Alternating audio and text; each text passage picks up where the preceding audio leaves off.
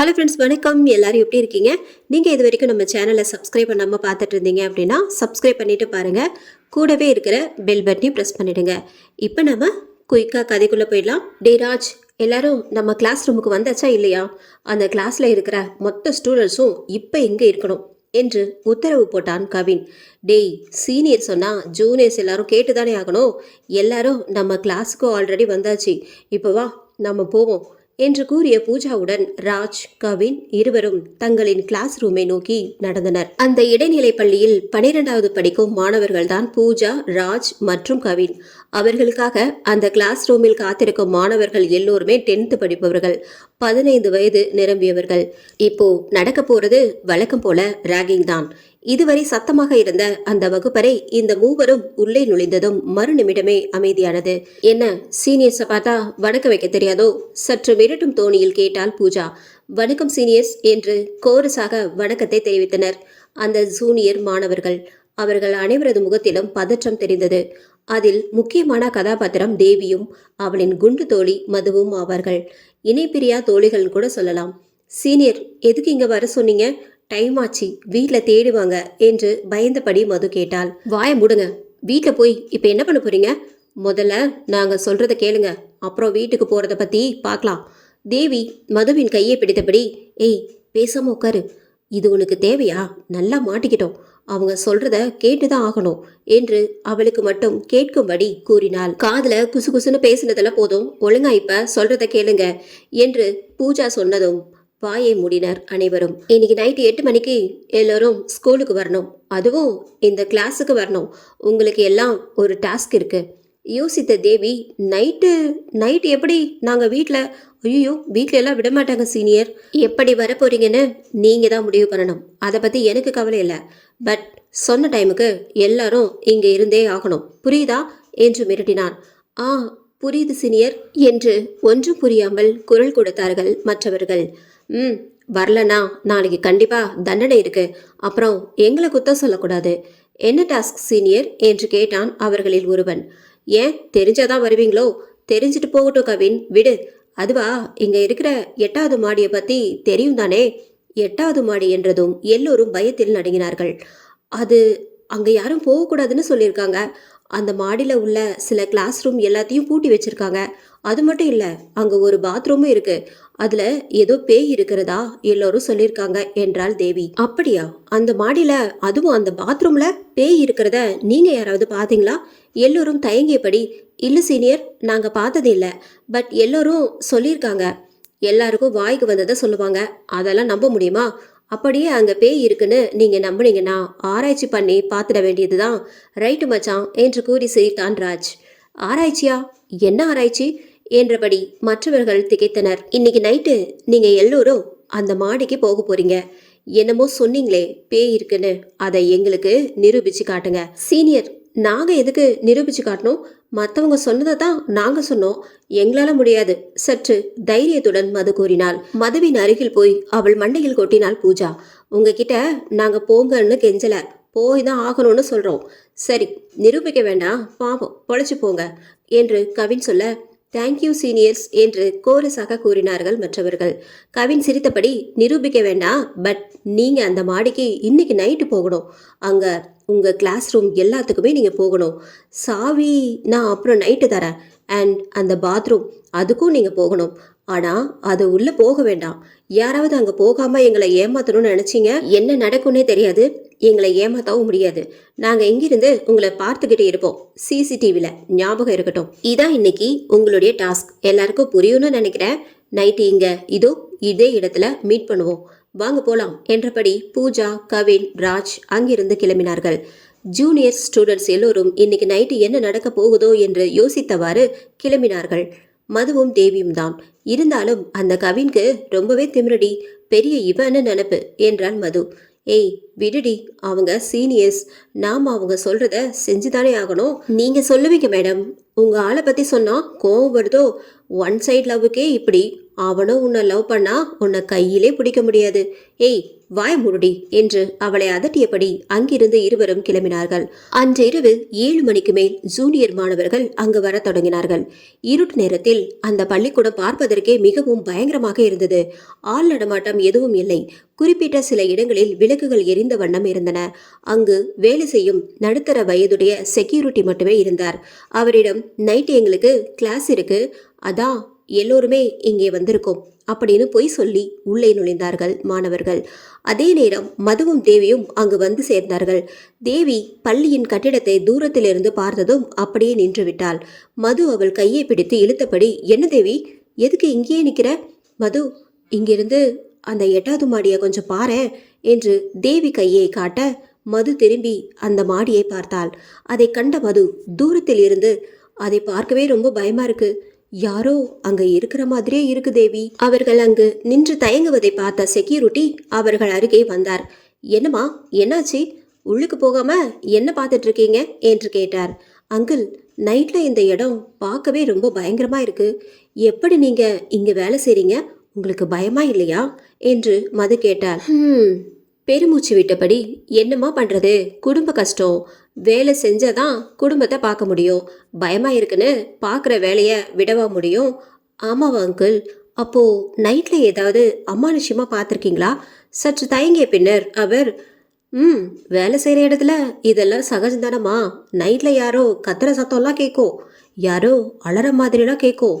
எச்சிலே முழுகிய மது, என்ன அங்கிள் சொல்றீங்க, பயப்பட மாட்டீங்களா? இல்லைம்மா, நான் நைட்டில் 7வது மாடி வரைக்கும் தான் ரவுண்டு போவேன். 8வது மாடிக்கு போகவே மாட்டேன்.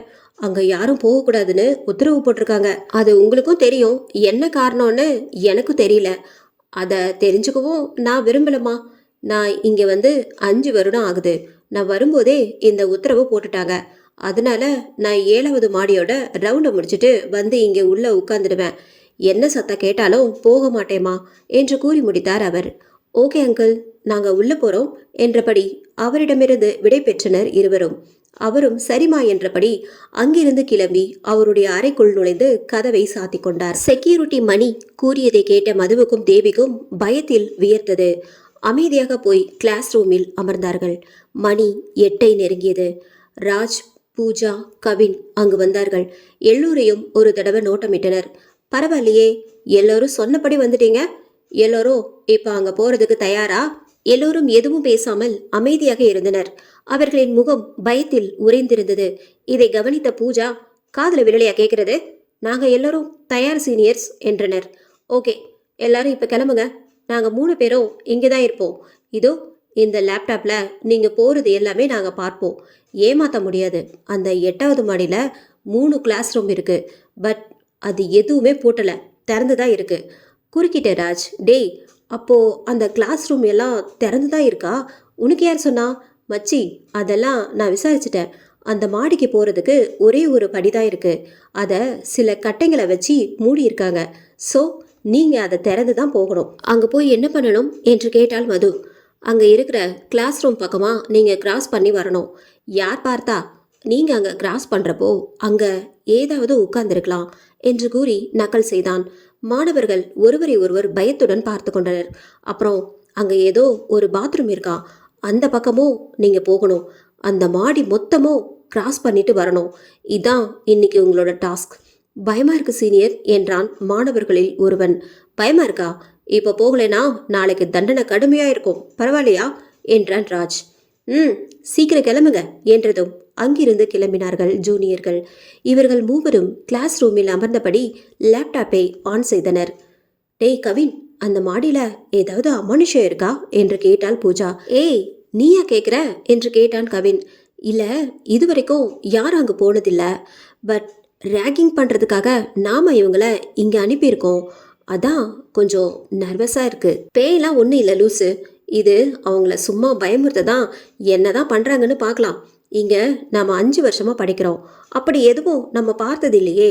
அந்த 8வது மாடியை பற்றி யாரும் எதுவும் சொன்னதில்லை. பட் அங்கே ஏதோ இருக்குன்னு நம்மளை பயமுறுத்தி வச்சுருக்காங்க. ஸோ யூ டோன்ட் வரி என்று கவின் சொன்னான். அதெல்லாம் ஒன்றும் இல்லை பூஜா, இதை ஒரு ஜாலியாக எடுத்துக்கோ என்று அவள் கன்னத்தில் கிள்ளினான் ராஜ். சரி சரி, சத்தம் போடாதீங்க, என்ன நடக்குதுன்னு பார்க்கலாம் என்றபடி லேப்டாப்பை பார்க்க தொடங்கினார்கள். அந்த இடம் ஒரே இருட்டாக இருந்ததால் மது தன் போனில் லைட்டை ஆன் செய்தாள். இப்போது கொஞ்சம் வெளிச்சமாக இருந்தது. அந்த மாடிக்கு போகும் வழியில் உள்ள படிக்கட்டை சில கட்டைகளை வைத்து மூடியிருந்தார்கள். ஷர்மாவும் இன்னொரு மாணவன் முத்துவும் அந்த கட்டைகளை எடுத்து ஓரமாக போட்டனர். ஒருவர் பின் ஒருவராக அந்த படியில் ஏறி 8வது மாடிக்கு சென்றனர். அவர்கள் அந்த மாடியை அடைந்ததும் யாரோ தூரத்தில் இருந்து அவர்களை பார்ப்பது போல் இருந்தது தேவிக்கு. லைட்டை அடித்து கொண்டே அந்த இடங்களை பார்த்தபடி சென்றார்கள். காற்று பலமாக வீசத் தொடங்கியது. அப்போது அங்கு உள்ள ஒரு அறை திறந்து மூடியது. அவர்களுக்கு வியர்த்து கொட்டியது. மெதுவாக அந்த அறையை நெருங்கினார்கள். அந்த அறையின் கதவை மெதுவாக திறந்தாள் தேவி. மியாவ் என்று ஒரு பூனை அங்கிருந்து குதித்து செல்ல, ஆ என்று அலறியபடி அங்கிருந்து ஓடினார்கள் எல்லோரும். ஐயோ, அது பூனை, இப்படி பயப்படுறீங்க, வாங்க. ராஜ், பூஜா இவர்கள் மூவரும் சிரித்தபடி என்னதான் நடக்குது பார்க்கலாம் என்று ஆர்வமாக கவனித்தார்கள். அவர்கள் தொடர்ந்து நடக்க அங்கு யாரோ ஒரு ஆள் கிளாஸ் ரூமிற்குள் போவது அவர்கள் கண்ணுக்கு தெரிந்தது. திடீரென்று இவர்கள் பார்த்து கொண்டிருந்த லேப்டாப் ஆஃப் ஆனது. கவின் அதை கைகளால் தட்டினான். வேலை செய்யவில்லை.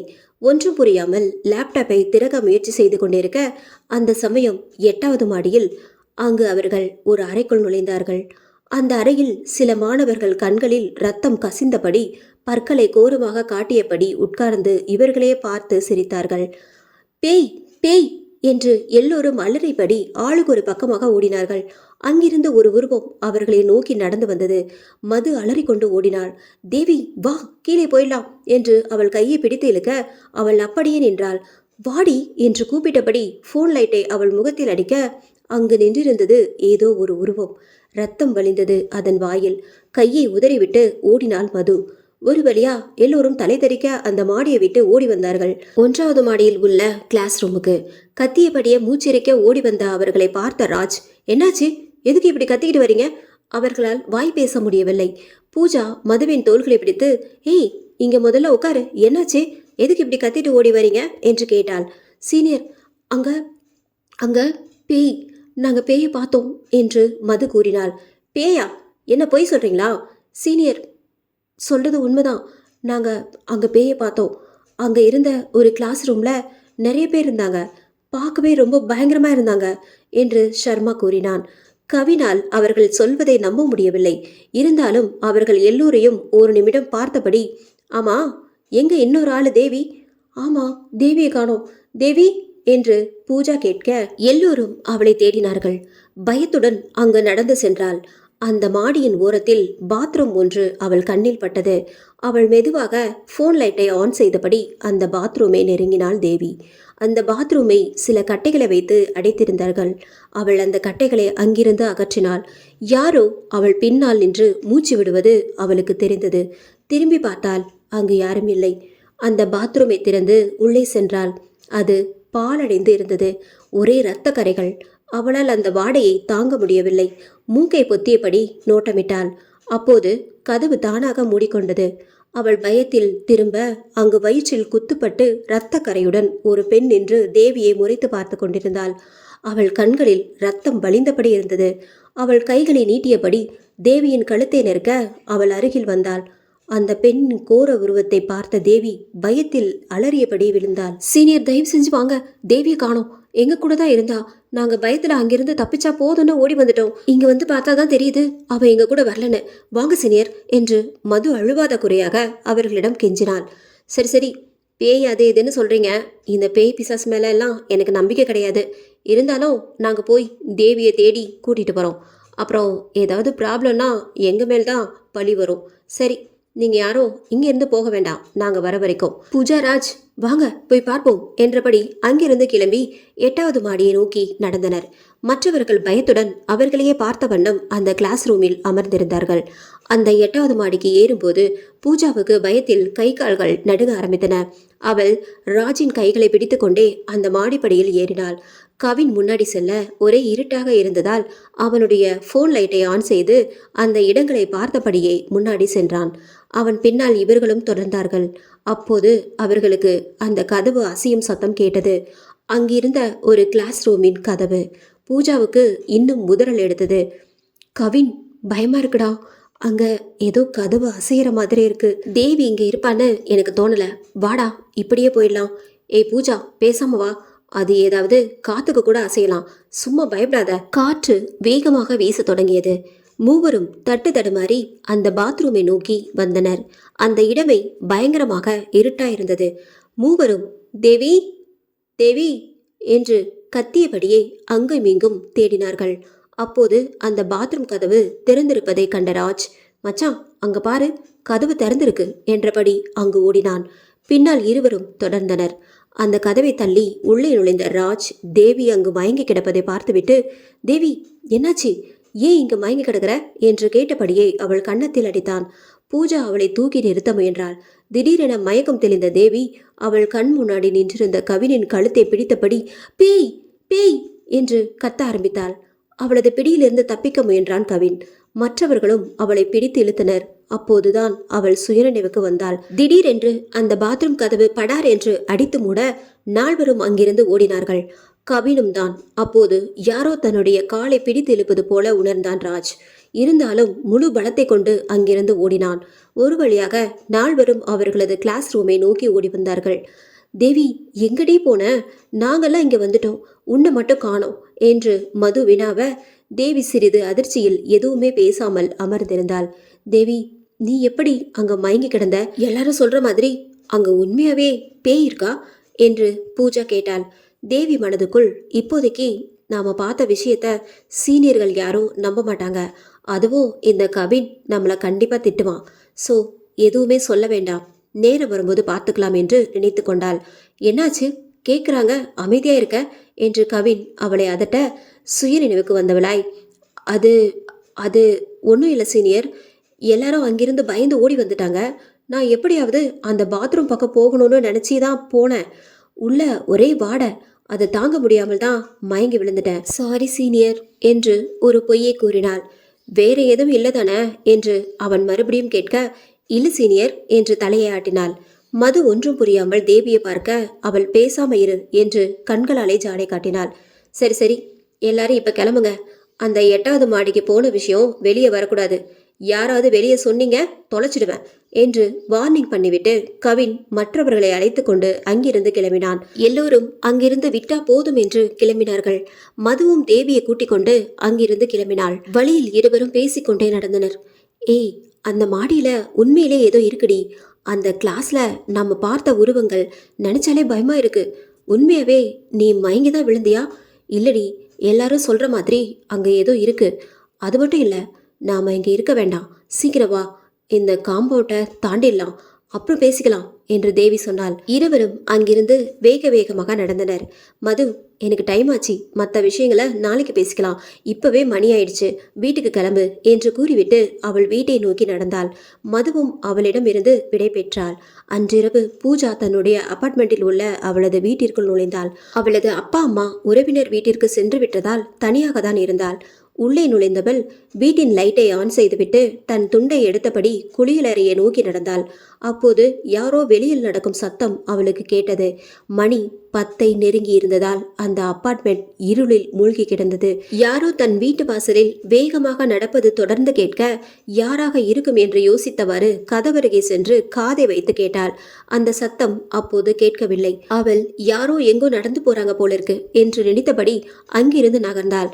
மறுபடியும் யாரோ நடக்கும் சத்தம் அவளுக்கு கேட்டது.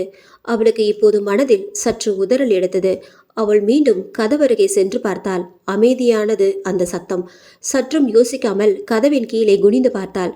அங்கே ஒரு உருவம், அதாவது ஒரு பயங்கரமான தோற்றம் கொண்ட முகம் அவளை பார்த்து பற்களை காட்டியபடி சிரித்தது. ஆ என்று அலறியபடி பூஜா அங்கிருந்து கத்தியபடி ஓடினாள். அவளுக்கு மூச்சு வாங்கியது.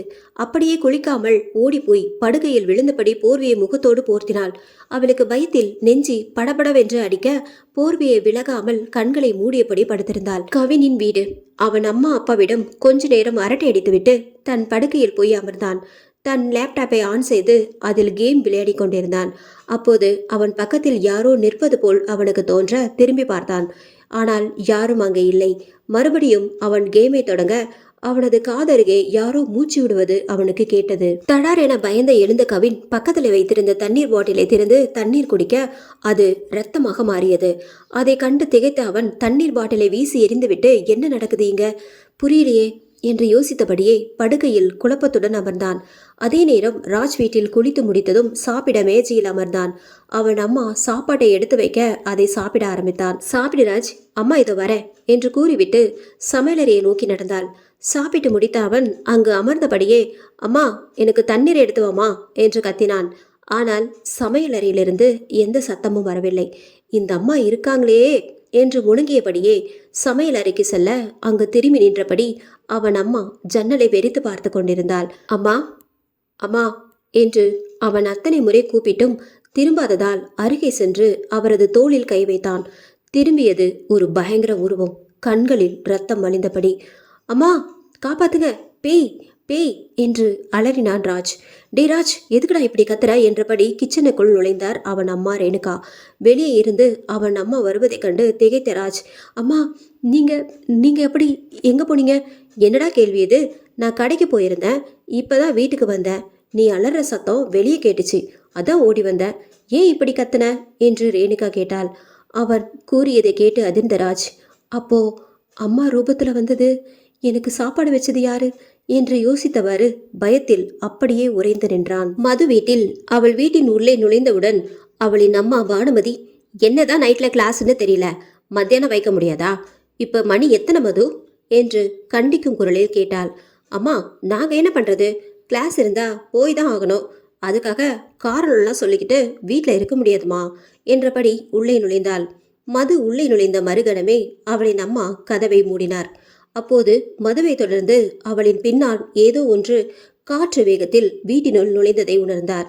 அவருக்கு சற்று மனம் நெருடலாக இருந்தாலும் ஒருவேளை பிரம்மையாயிருக்கும் என்று மனதை தேத்தியவாறு கதவை சாத்தினாள். மது ஹீட்டரை ஆன் செய்து குளித்து கொண்டிருந்தாள். அவள் குளிக்கும் போது எப்போதும் பாட்டு பாடிக்கொண்டே குளிப்பது வழக்கம்.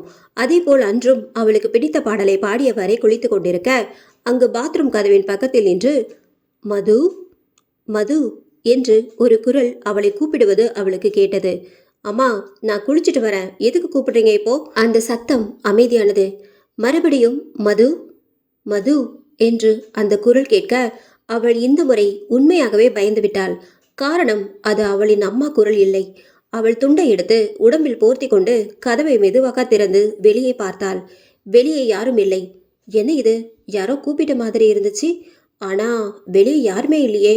மறுபடியும் பாத்ரூம் உள்ளே வந்து சுற்றி முற்றிலும் பார்க்க மேலே ஏதோ ஒன்று இருப்பது போல் மதுவுக்கு தோன்றியது. அண்ணாந்து மேலே பார்த்தாள். அங்கே ஒரு உருவம் அந்தரத்தில் தொங்கியபடி அவளை பார்த்ததும் கடகடவென்று கீழே இறங்கியது. அம்மா அம்மா என்று கத்திக்கொண்டே கீழே விழுந்தாள் மது.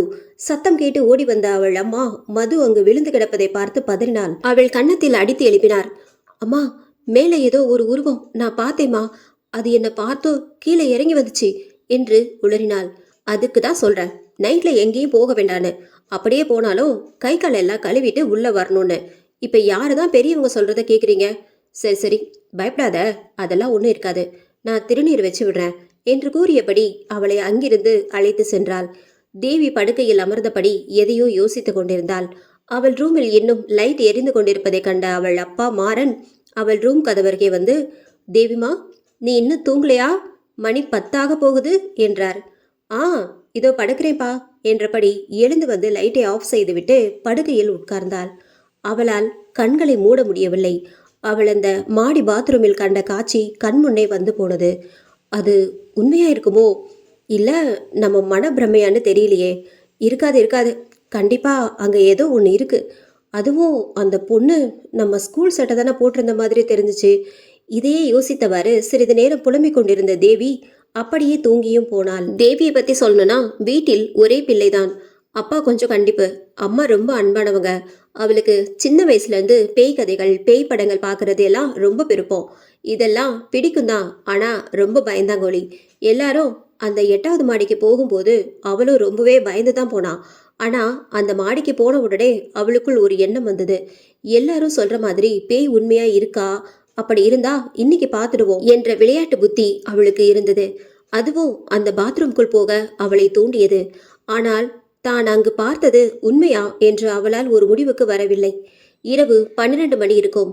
தேவி நல்ல தூக்கத்தில் ஆழ்ந்திருந்தாள். திடீரென நாய்கள் வேகமாக குரைக்கும் சத்தம் கேட்க தொடங்கியது. அவளின் ரூம் ஜன்னல் கண்ணாடி மெதுவாக திறந்தது. நாய்களின் சத்தத்தால் தூக்கத்தில் இருந்து விழித்த தேவி ஜன்னல் திறந்திருப்பதைக் கண்டு, என்ன இது, ஜன்னல் திறந்திருக்கு, மூடிட்டு தானே வந்து படுத்தோம் என்று யோசித்தவாறு எழுந்து போய் ஜன்னலை சாத்தினாள். நாய்கள் குரைப்பதை நிறுத்தவில்லை. இதுங்க வேற நேரங்கட்ட நேரத்துல குலைக்குதுங்க என்று சலித்து கொண்டே படுக்கையில் வந்து படுத்தாள். அப்போது அவளின் போர்வையை ஏதோ இழுப்பது போல அவளுக்கு தெரிந்தது. பயந்து போன தேவி எழுந்து பார்க்க அங்கு யாரும் இல்லை. மனதிலும் பயம் எட்டி பார்க்க மறுபடியும் போர்வையை போர்த்தினாள். மறுபடியும் அதே போல அவள் எதிர்பார்க்காத வண்ணம் தடாரென அவள் போர்த்தி இருந்த போர்வை பறந்து சென்று தூர விழுந்தது. ஆ என கத்தியபடி படுக்கையில் எழுந்து உட்கார்ந்த தேவி பயத்தில் சுற்றி முற்றியும் பார்த்தாள். ஆனால் அங்கு அவளை தவிர யாரோ ஒருவர் இருப்பது அவளால் உணர முடிந்தது. அவள் அந்த போர்வையை எடுக்க படுக்கையிலிருந்து இறங்கினாள். ஜன்னல் கதவுகள் திடீரென்று தடார் தடார் என அடிக்க ஆரம்பித்தது. வெளியே யாரோ நடப்பது போல் கால் தடம் தெரிந்ததும் அவளுக்கு பயத்தில் கை கால்கள் நடுக்க ஆரம்பித்தது. அங்கிருந்து தலை தெறிக்க ஓடியவள் கதவை திறந்து கொண்டு அவளின் அம்மாவின் அறைக்குள் சென்று கதவை சாத்தி கொண்டாள். மறுநாள் காலையில் கேண்டீனில் அமர்ந்தபடி இரவில் நடந்ததை யோசித்துக் கொண்டிருந்தாள் மது. என்னடி, காலையிலே உனக்கு யோசனை பலமா இருக்கு என்று கேட்டபடி அங்கு வந்து சேர்ந்தாள் தேவி. ஏய் தேவி, நேத்து நைட்டு என்ன என்று கேட்டாள் தேவி. தேவி, உனக்கு ஒண்ணுமே நடக்கலையா?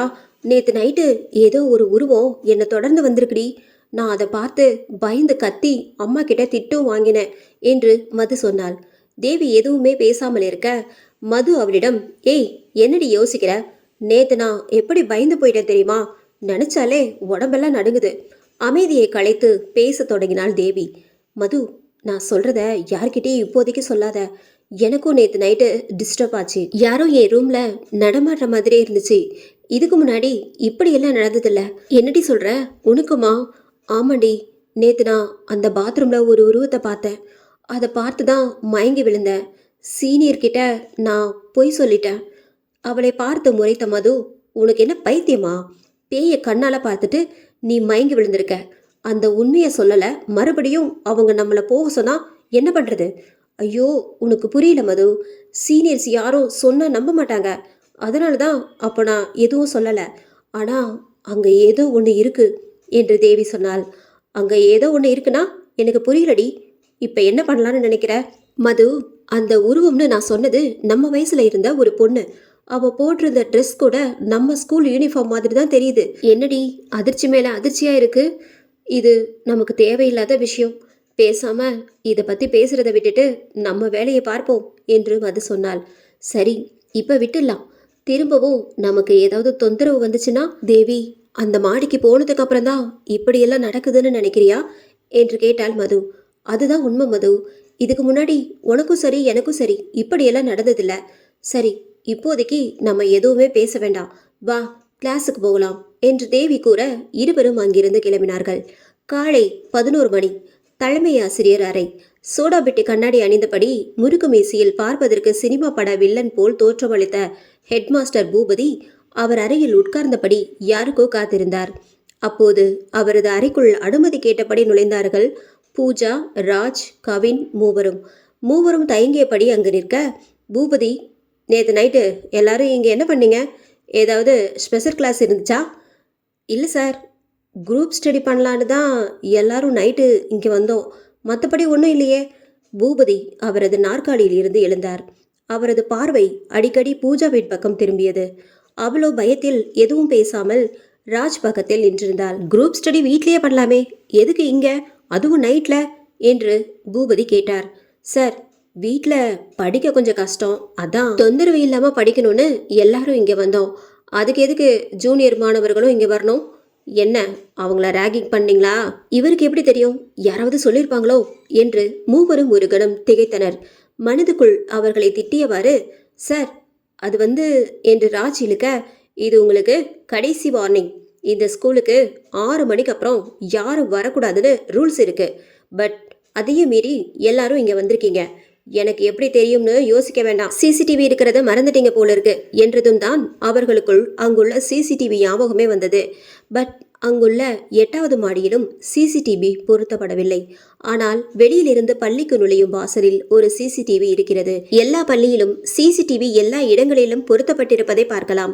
இந்த பள்ளி கொஞ்சம் வித்தியாசம். பள்ளி நுழைவாயிலில் மட்டும்தான் சிசிடிவி இருக்கும். என்ன ரகசியம் என்பதை போக போக பார்க்கலாம். சாரி சார், இதுக்கு மேல இப்படியெல்லாம் நடக்காது என்று பதட்டத்துடன் பூஜா கூறினாள். அவளை ஒரு மாதிரியான பார்வை பார்த்த பூபதி, இப்போ மன்னிச்சு விடுறேன். இதுக்கு மேல இந்த மாதிரி நடந்தா உங்களை சஸ்பென்ஸ் பண்ண வேண்டியது இருக்கும். பார்த்துக்கோங்க. மறுபடியும் சொல்கிறேன், இங்கே யாரும் 6 மணிக்கு மேலே வரக்கூடாது. எந்த ஸ்பெஷல் கிளாஸாக இருந்தாலும் 6 மணிக்குள்ளார தான் என்று அழுத்தமாக கூறிவிட்டு இருக்கையில் அமர்ந்தார். மூவரும் அங்கிருந்து கிளம்ப பூபதி தன் கண்ணாடியை இறக்கி பூஜாவை மேலிருந்து கீழே வரை நோட்டமிட்டார். யாரும் கவனிக்காதவாறு. ஏய், நம்ம 3 பேரையும் நைட்டில் ஏதோ ஒன்று தொல்லை பண்ணுச்சு. இதெல்லாம் ரொம்ப புதுசாக இருக்கு என்றபடி தலையை சொரிந்தான் ராஜ். ஆமாடா, நான் பேயெல்லாம் நம்பவே மாட்டேன். நேத்து உண்மையாவே ஆடி போயிட்டேன் மச்சான். நீ ஒரு விஷயத்தை கவனிச்சியா? என்ன விஷயம்டா? புரியாமல் ராஜ் கேட்டான். 6 மணிக்கு மேலே யாரும் இங்கே வரக்கூடாதுன்னு எதுக்கடா அவர் சொல்கிறாரு? நம்ம இந்த ஸ்கூலுக்கு வந்தது முதல் இன்றைக்கு வரைக்கும் நைட்டு கிளாஸ் எதுவுமே நடந்ததில்லை. கவனிச்சியா? ஆமாம் கவின், நீ சொல்கிறது ரைட்டு தான். இந்த பூபதி சார் கூட எப்போதும் இங்கே இருக்க மாட்டுறாரு. வாரத்தில் ஒரு நாள் மட்டும்தான் நாம் அவரை பார்க்க முடியும். எனக்கு அவரை பார்க்கவே பிடிக்காதுடா என்று பூஜா கூற ராஜ் சிரித்தான். ஆமாம், பார்க்கறதுக்கு வில்லன் மாதிரி இருந்தா யாருக்கு தான் பிடிக்கும். ஆனால் அவர் ஒரு பெரிய பணக்காரர்னு ஆளுங்க சொல்லி கேள்விப்பட்டிருக்கேன். ஒருவேளை அடிக்கடி வெளியூர் எங்கேயாவது போகலாம் மச்சான். ஆனால் ஒன்று, இவர் ஏதோ மறைக்கிறாருன்னு மட்டும் நல்லா தெரியுது.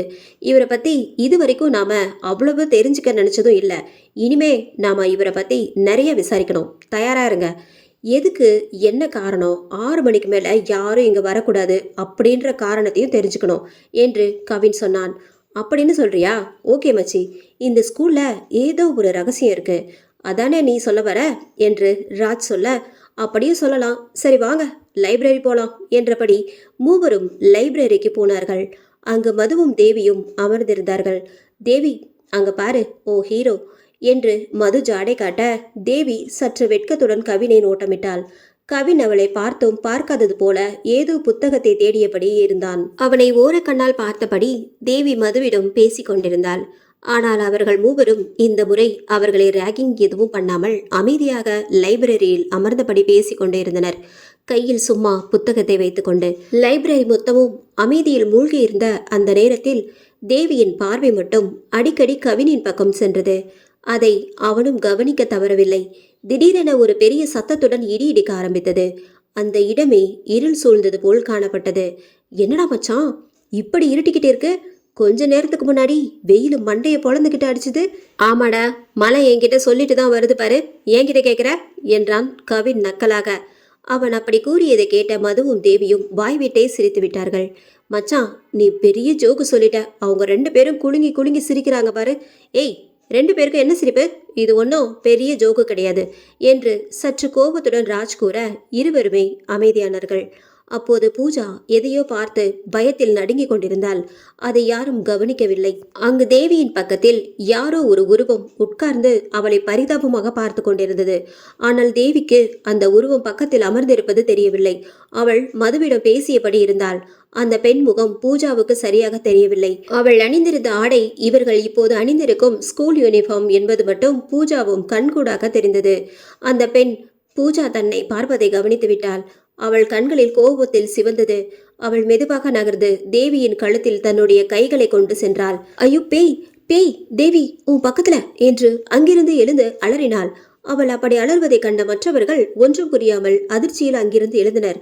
தேவிக்கும் மதுவுக்கும் அவள் அப்படி கத்துவது இன்னும் பயத்தை கொடுத்தது. வேகமாக பூஜாவிடம் ஓடி வந்து, சீனியர் என்னாச்சு என்று வினாவினார்கள்.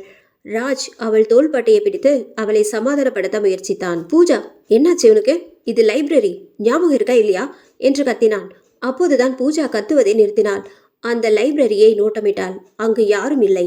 ஆனால் அங்கு இருந்தவர்கள் அவளை ஒரு மாதிரியாக பார்த்தனர். அவர்கள் எல்லோரும் பூஜாவை ஒரு மாதிரியாக பார்ப்பதை கண்ட கவின், இங்க என்ன எல்லாருக்கும் பார்வை? ஏதாவது நடந்துடக்கூடாது, உடனே கூடி நின்று பார்க்க வேண்டியது, கிளாஸுக்கு போங்க என்று அங்கிருந்தவர்களை அதட்டினான். கவினை பார்த்து அந்த பள்ளியில் உள்ள மற்ற மாணவர்கள் பயப்படுவார்கள். காரணம், அவன் கொஞ்சம் சீரியஸான டைப். அவன் முகத்தில் சிரிப்பை பார்ப்பதே அபூர்வம். அது மட்டும் இல்லாமல் அவனுடைய பேச்சும் கொஞ்சம் கடினமானதாக இருக்கும். யாருக்காவது ஒரு பிரச்சனைனா அவன்தான் முதல்ல போய் நிற்பான். மற்ற மாணவர்களும் அவனிடம் தைரியமாக பேசவே தயங்குவார்கள், அவனுடைய நண்பர்களை தவிர. அவன் அதட்டிய மறுநிமிடமே மற்றவர்கள் அங்கிருந்து கிளம்பினார்கள். ஏ பூஜா, என்னாச்சு உனக்கு? நீ கத்துனதுனால நாங்க பயந்தே போயிட்டோம் என்று கவின் கேட்டான். மதுவும் தேவியும் அவளை புரியாமல் பார்க்க பூஜா பேச ஆரம்பித்தாள். கவின், நான் நான் ஒரு உருவத்தை பார்த்தேன். என்னடி சொல்ற? உருவமா என்றபடியே ராஜ் சுற்றி முற்றியும் பார்த்தான். ஆமாடா, உருவம்தான். ஆனா ஒரு பொண்ணு, நம்ம வயசுதான் இருக்கும். ஆனா என்று தடுமாறினாள் பூஜா. என்ன பூஜா, எங்க பார்த்த? எங்க கண்ணுக்கு எதுவுமே தெரியலையே என்று கவின் கேட்டான். மதுவும் தேவியும் கூட அவள் கூறியதை கேட்டு பயந்து விட்டனர். அது அது தேவி பக்கத்துல தான் உட்கார்ந்து இருந்துச்சு என்று பூஜா கூறியதும் கவினும் ராஜும் தேவியை அதிர்ச்சியுடன் பார்த்தனர். தேவி அதை கேட்டு பயத்தில் மதுவின் கைகளை இறுக்கமாக பிடித்து கொண்டாள். என்ன சீனியர் சொல்றீங்க? ஏன் பக்கத்துலையா? எனக்கு ஒண்ணுமே தெரியலையே. ஐயோ, அந்த உருவம் யார் கண்ணுக்கும் தெரியல, ஏன் கண்ணுக்கு தெரிஞ்சுது. நான் பார்த்தேன். இப்போ அந்த உருவத்தை காணோம். அப்போது திடீரென்று யாரும் எதிர்பாராத வண்ணம் அங்கிருந்த அலமாரி ஒன்றிலிருந்து சில புத்தகங்கள் கீழே விழுந்தன. அதை பார்த்ததும் எல்லோரும் ஒரு கணம் ஆடியே போனார்கள். அங்கு நின்றிருந்த தேவி அந்த அலமாரியிலிருந்து விழுந்த புத்தகங்களை எடுத்து வைக்க அருகே சென்றாள். இருந்தாலும் அவளுக்கு நெஞ்சி படபடவென்று அடித்து கொண்டது. அங்கிருந்த ஒரு புத்தகம் மட்டும் தானாக திறந்து தேவியின் பார்வைக்காக காத்திருந்தது. அவள் அதை கவனிக்கவில்லை. கீழே குனிந்து அந்த புத்தகங்களை எடுக்க போன தேவியை நிறுத்தினான் கவின். தேவி, எடுக்காத, இங்கே வா என்று கவின் குரல் கொடுத்ததும் அந்த புத்தகங்களை எடுக்காமல் அங்கிருந்து நகர்ந்தாள் தேவி. எதுக்கு சீனியர், எடுக்க வேணான்னு சொன்னீங்க? இல்ல, அங்கதான் பூஜா எதையோ பார்த்தேன்னு சொன்னான். அந்த புத்தகமும் யதார்த்தமா விழுந்த மாதிரி தெரியல. என்ன சீனியர், நீங்களா இப்படி பேசுறது? நீங்க இந்த மாதிரி விஷயத்தெல்லாம் நம்ப மாட்டீங்கன்னு கேள்விப்பட்டிருக்கோம் என்று மது கிண்டலாக கேட்டாள். கிண்டல் செய்த மதுவை கண்ட கவின் சற்று கோபமாக, என்ன பண்றது, நடக்கிறதெல்லாம் பார்த்தா அதெல்லாம் உண்மைதான்னு தோணுது. இப்ப யாரும் எதுவும் இங்க எதை பத்தியும் பேச வேண்டாம். முதல்ல இங்கிருந்து கிளம்புவோம். இன்னைக்கு ஸ்கூல் முடிஞ்சவனே எல்லோரும் மீட் பண்ணுவோம், முடியுமா என்று கவின் கேட்டான். அவன் முதல் தடவை கோபமான குரலில் பேசாமல் நிதானமாக பேசியதை கண்ட தேவி உடனே முடியும் சீனியர் என்று தலையாட்டினாள். கவின் அப்படி கேட்டவுடன் தேவி வழிந்தபடி தலையாட்டியதை கண்ட மது அவளை முறைத்தபடி பார்த்தாள். இன்னைக்கு எதுக்கு மச்சான் மீட் பண்ணணும்? இல்லடா, முக்கியமா நம்ம சில விஷயங்களை பேசிதான் ஆகணும். என்ன விஷயம்னா அங்க சொல்றேன். என் வீட்டிற்கு மத்தியானம் வந்துடுங்க. சீனியர், உங்க வீட்டுக்கா? மதுவும் தேவியும் கோரஸாக கேட்டார்கள். ஆமாம், ஏதாவது போய் சொல்லிட்டு வாங்க. ஏன் வீட்டுக்கு வர்றதா சொல்ல வேண்டாம். உங்க ஃப்ரெண்ட்ஸ் யார் வீட்டுக்காவது குரூப் ஸ்டடி பண்ண போறோம்னு சொல்லிட்டு வாங்க, முடியும்ல? கண்டிப்பா வரும் சீனியர் என்று சொல்லி அங்கிருந்து கிளம்பினார்கள் தேவியும் மதுவும். பூஜாவை அழைத்து கொண்டு கவினும் ராஜும் அங்கிருந்து கிளம்ப கீழே பரிதாபமாக விழுந்து கிடந்த அந்த புத்தகம் தானாக எழுந்து அந்த அலமாரியில் புத்தகத்தோடு புத்தகமாக சேர்ந்து கொண்டது. மறுபடியும் அவர்களின் வருகைக்காக காத்திருந்தது. பள்ளி முடிந்து எல்லோரும் கிளம்பினார்கள். பூஜா வழக்கம் போல் பஸ்ஸில் ஏறி கிளம்பினாள். அன்று அவளுடன் ராஜ் வரவில்லை. அவன் அன்று கவினுடன் பைக்கில் சென்ற காரணத்தால் அவளுடன் வரவில்லை. அவள் பஸ்ஸில் ஏறி கடைசி சீட்டில் அமர்ந்திருந்தாள். அசதியில் தூங்கியும் போனாள். எவ்வளவு நேரம் தூங்கி போனாள் என்று தெரியவில்லை. தூக்கம் கழிந்து மெதுவாக கண்களை திறந்தாள் பூஜா. அங்கு அவள் கண்ட காட்சி, அங்கு பயங்கரமான தோற்றத்துடன் கண்களில் ரத்தம் வழிந்தபடி சில ஆத்மாக்கள் அவளை வெறித்து பார்த்தபடி இருந்தன. பூஜாவுக்கு பயத்தில் எழுந்து ஓடவும் முடியாமல் கத்தவும் முடியாமல் திணறினாள். அந்த உருவங்கள் மெதுவாக அவளை நெருங்கி வந்தன. பயத்தில் பூஜா அம்மா காப்பாத்துங்க என்று அலறினாள். யாரோ கூப்பிடும் குரல் கேட்டு கண்களை திறந்தாள். பஸ் டிரைவர் அவளின் முன்னால் நின்று கொண்டிருந்தார். ஐயோ, நம்ம கண்டது கனவா என்று தன் தலையில் அடித்து கொண்டாள் பூஜா. நீங்க இறங்க வேண்டிய இடம் வந்துருச்சு. ரொம்ப நேரம் கூப்பிட்டு பார்த்தேன், நீங்க எந்திரிக்கல. அதான் வண்டியை ஸ்டாப் பண்ணிட்டு கூப்பிட வந்தேன் என்றார் அந்த டிரைவர். பஸ்ஸில் யாருமே இல்லை. அவள் மட்டுமே கடைசி ஆள். தன் பேக்கை மாட்டியபடி அங்கிருந்து கிளம்பினாள். கவின் வீடு. என்ன பூஜா சொல்ற? நீ கண்ட கனவு பயங்கரமா இருக்கு. இந்த 2 நாளா நம்மளை சுத்தி ஏதோ அமானுஷ்யமா நடக்கிற மாதிரி தான் தெரியுது. இப்பெல்லாம் தனியா இருக்கவே கொஞ்சம் பயமா இருக்கு என்று ராஜ் சொன்னான். ஆமா ராஜ், நிஜமாவே நடந்த மாதிரி இருந்துச்சு. நல்ல வேளை பஸ் டிரைவர் வந்து எழுப்பினாரு, பயந்தே போயிட்டேன் என்று பெருமூச்சு விட்டாள். இதெல்லாம் எதுக்கு நமக்கு நடக்கணும்? இதுக்கு முன்னாடிலாம் நமக்கு இந்த மாதிரிலாம் நடந்தது இல்லை. இந்த பேய் கனவு, யாரோ நம்மளை தொந்தரவு பண்றது. இவர்கள் பேசுவதை அமைதியாக கேட்டுக்கொண்டிருந்தான் கவின். என்னடா கவின், எதுவுமே பேசாம இருக்க? எதையோ யோசித்தவனாய், இல்லடா, முதல்ல நம்ம அந்த மாடிக்கு போகவே இல்லை. தேவியை காணோம்னு எல்லோரும் சொன்ன உடனே தான் அங்கே போனோம். நமக்கு ஏதேதோ தப்பா நடக்குது.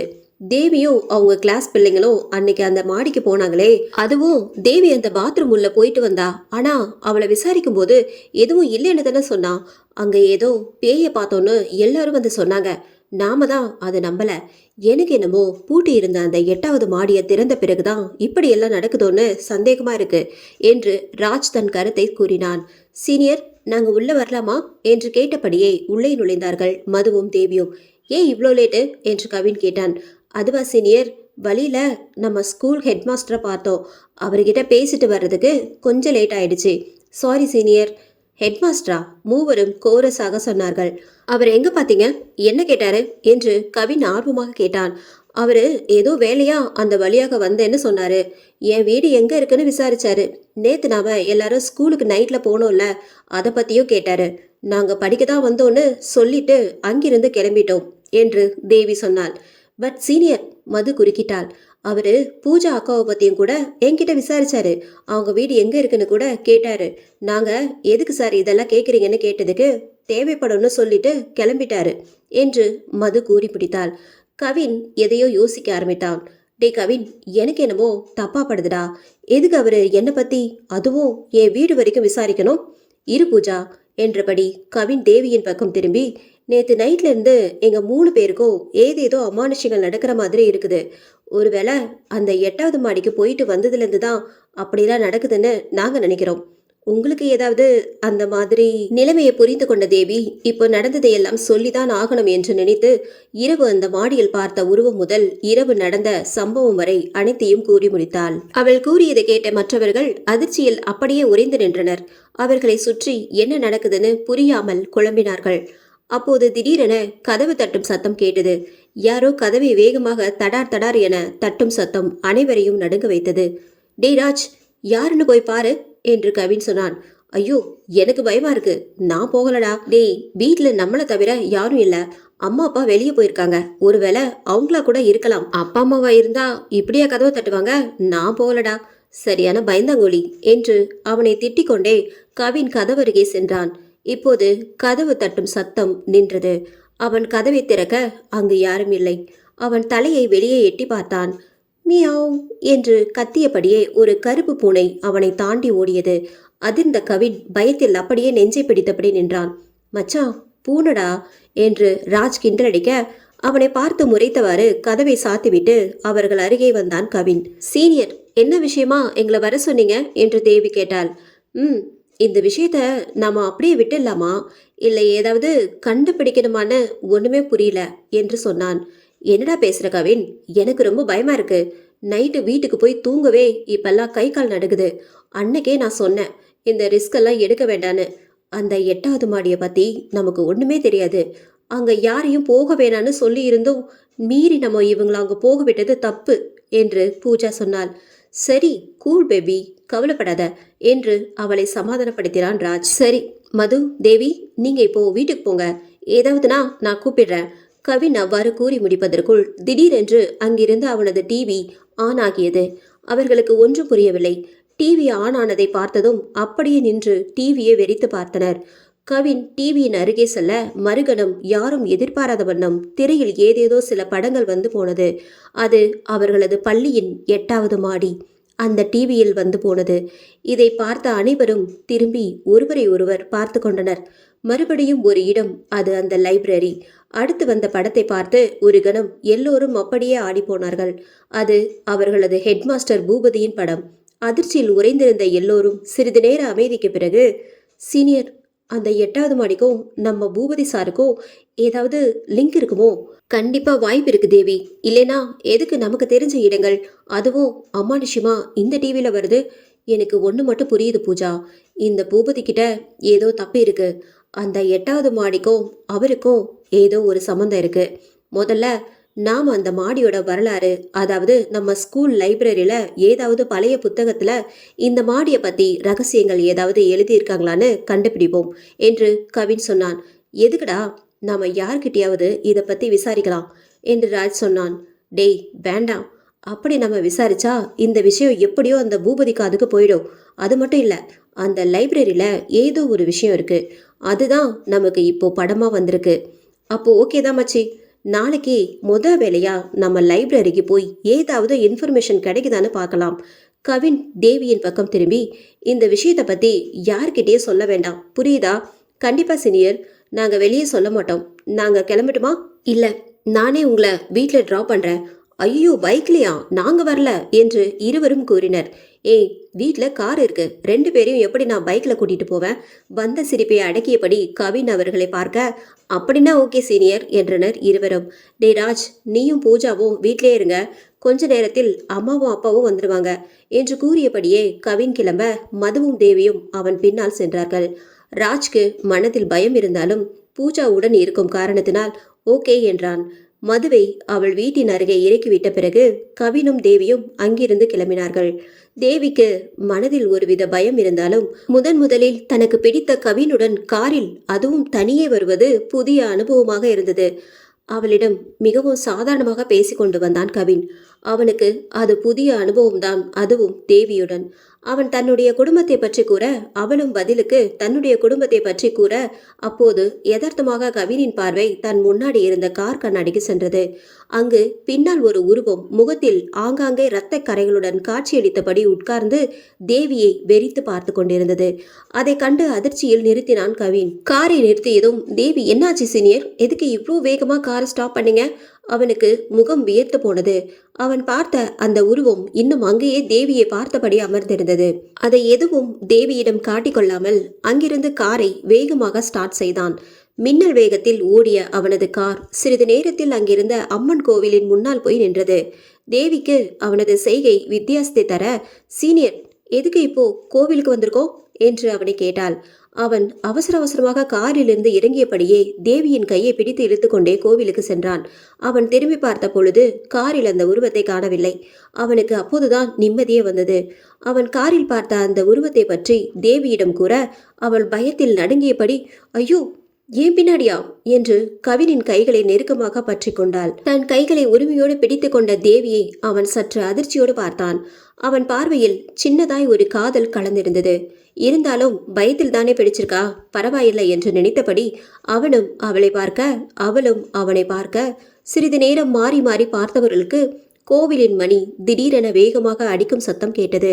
அப்போது இருவரும் சுயநினைவுக்கு வந்தார்கள். சாரி சீனியர், பயத்துலதான் உங்க கையை பிடிச்சிட்டேன். தேவி சற்று நாணத்துடன் பிடித்திருந்த அவன் கைகளை விடுவித்தாள். பரவாயில்ல தேவி, சரி வா, கோவில்ல மணி அடிக்கிறாங்க, சாமி கும்பிட்டு நம்ம கிளம்பலாம் என்றபடி இருவரும் அங்கிருந்து கிளம்பி அம்மன் சன்னிதானத்தை அடைந்தனர். கோவிலில் சாமி கும்பிட்டு முடித்த பிறகு அவர்கள் திரும்பி காருக்கு செல்ல கிளம்பினார்கள். அப்போது ஒரு பெரியவர் அங்கிருந்த ஒரு தூணின் பக்கத்தில் அமர்ந்து கோவிலுக்கு வந்தவர்களுக்கு ஏதோ அருள்வாக்கு சொல்லிக் கொண்டிருந்தார். இதை பார்த்த தேவி, சீனியர், நாமும் போய் அவர்கிட்ட ஏதாவது கேட்கலாமா? அதாவது இந்த விஷயங்களை பத்தி. ஏய், நீ இதெல்லாம் நம்புவியா? நான் சாமியை நம்புவேன், பட் இந்த மாதிரி அருள்வாக்கு சொல்றவங்கள நோ சான்ஸ். இல்லை சீனியர், எல்லாரையும் நீங்க அப்படி சொல்லாதீங்க. உண்மையை பேசுறவங்களும் இருக்காங்க. எங்க அம்மா கூட இவரை பத்தி நிறைய சொல்லியிருக்காங்க. இப்ப நம்ம டைம் வேற சரியில்லை. ஸோ சும்மா போய் பார்த்துட்டு கையில திருநீராவது வாங்கிட்டு வரலாம். தேவி கட்டாயப்படுத்த அவனும் சரி என்றபடி அந்த பெரியவரின் அருகில் சென்றார்கள். இருவரும் அவரிடம் எதுவும் கேட்காமல் திருநீர் வாங்க கைகளை நீட்டினார்கள். அவர்களை நிமிர்ந்து பார்த்த அந்த பெரியவர், ஆழமறியாமல் காலை விட்டுட்டீங்க, எதையும் யோசிக்காம செஞ்சிட்டீங்க, இனிமேல நீங்க அதுங்களோட ஆட்டத்திற்கு ஆடியேதான் ஆகணும் என்று எதையோ கூற இருவரும் புரியாமல் அவரை பார்த்தனர். ஐயா, நீங்க என்ன சொல்றீங்க? எங்களுக்கு ஒண்ணுமே புரியல என்று தேவி கேட்டாள். அதுங்க வஞ்சத்தை தீர்த்துக்க உங்களை பயன்படுத்திக்க பார்க்குதுங்க. நீங்க எல்லாம் போய் அதோட குழியில விழுந்துட்டீங்க. இனிமேல நீங்க தான் எல்லாத்தையும் புரிந்து அறிந்து செய்யணும். உங்களை காப்பாத்திக்க நிறைய போராடியே ஆகணும். போங்க, தேடி போங்க என்று புரிந்தும் புரியாமலும் எதையோ கூறி திருநீரை அவர்களின் கையில் கொடுத்தபடி அங்கிருந்து கிளம்பினார் அவர். இருவரும் அவர் கூறியது என்னவா இருக்கும் என்று ஒண்ணுமே புரியலையே என்று யோசித்தவாறு அங்கிருந்து கிளம்பினார்கள். மறுநாள் காலை எல்லோரும் அந்த லைப்ரரியில் மீண்டும் இணைந்தார்கள். எப்படியாவது அந்த 8வது மாடியோட ரகசியத்தை கண்டுபிடிக்கணும்ன்ற நோக்கத்துடன் எல்லாரும் ஆளுக்கு ஒரு மூலையில தேடுங்க காய்ஸ். பழைய school history books and photos ஏதாவது கிடைக்குதானு பாருங்க என்று கவின் சொன்னான். ஆளுக்கு ஒரு மூலையாக தேடினார்கள். எந்த புத்தகமும் கிடைக்கவில்லை. ஏமாற்றத்தில் ராஜ், மச்சான் இங்கே எதுவுமே இல்லடா, எல்லாம் இப்போ உள்ள ஸ்கூல் புக் தான் இருக்கு. திடீரென காற்று வேகமாக அடிக்க தொடங்கியது. வேகமாக அடித்த காற்றில் அங்கிருந்த லைப்ரரியின் கதவு தடார் என சாத்தியது. அங்கு ஒரு அலமாரியில் இருந்து சில கிழிந்த பேப்பர்ஸ் மற்றும் ஒரு புத்தகமும் கீழே விழுந்தது. அதை மற்றவர்கள் ஆர்வத்துடன் பார்க்க பூஜா சென்று அதை எடுத்தாள். எல்லாரும் அங்கு கூடி அமர்ந்தார்கள். அது அந்த பள்ளியின் பழைய, அதாவது 7 வருடத்திற்கு முன்னாடி உள்ள ஹிஸ்டரி புக். கவின் அந்த புத்தகத்தை முதலில் திறந்தான். 2013 முன்னாள் மாணவர்களின் புகைப்படங்கள், 2013 நடைபெற்ற விளையாட்டுகள், பிரியாவிடை நிகழ்ச்சிகள் என எல்லாமே அதில் அச்சிடப்பட்டிருந்தது. ராஜ் எதையோ பார்த்தவனாய், டேய் அங்க பாரேன் என்று ஒரு பக்கத்தை காட்ட எல்லோரும் அதை கவனித்தார்கள். அதில் ஹெட்மாஸ்டர் பூபதியும் அவரின் பக்கத்தில் 5 மாணவிகள் நின்றிருந்தனர். அதை கண்ட கவின், என்னடா இதுல என்ன இருக்கு? மச்சான் நல்லா பாரு, அவரு கூட இருக்கிற அந்த பொண்ணுங்க மூஞ்ச கொஞ்சம் நல்லா பாரு. அவங்க யார் முகத்திலும் சந்தோஷம் இல்ல, முகத்தை சுழிச்சுக்கிட்டு நிக்கிற மாதிரி தெரியுது என்று ராஜ் சொன்னான். அப்போதுதான் எல்லோரும் அதை கவனித்தார்கள். கவின், இந்த போட்டோல பூபதி சார் அந்த 2 பொண்ணுங்களை எப்படி அணைச்சிக்கிட்டு போஸ் கொடுத்திருக்காரு பாரு என்று கை காட்டினாள்.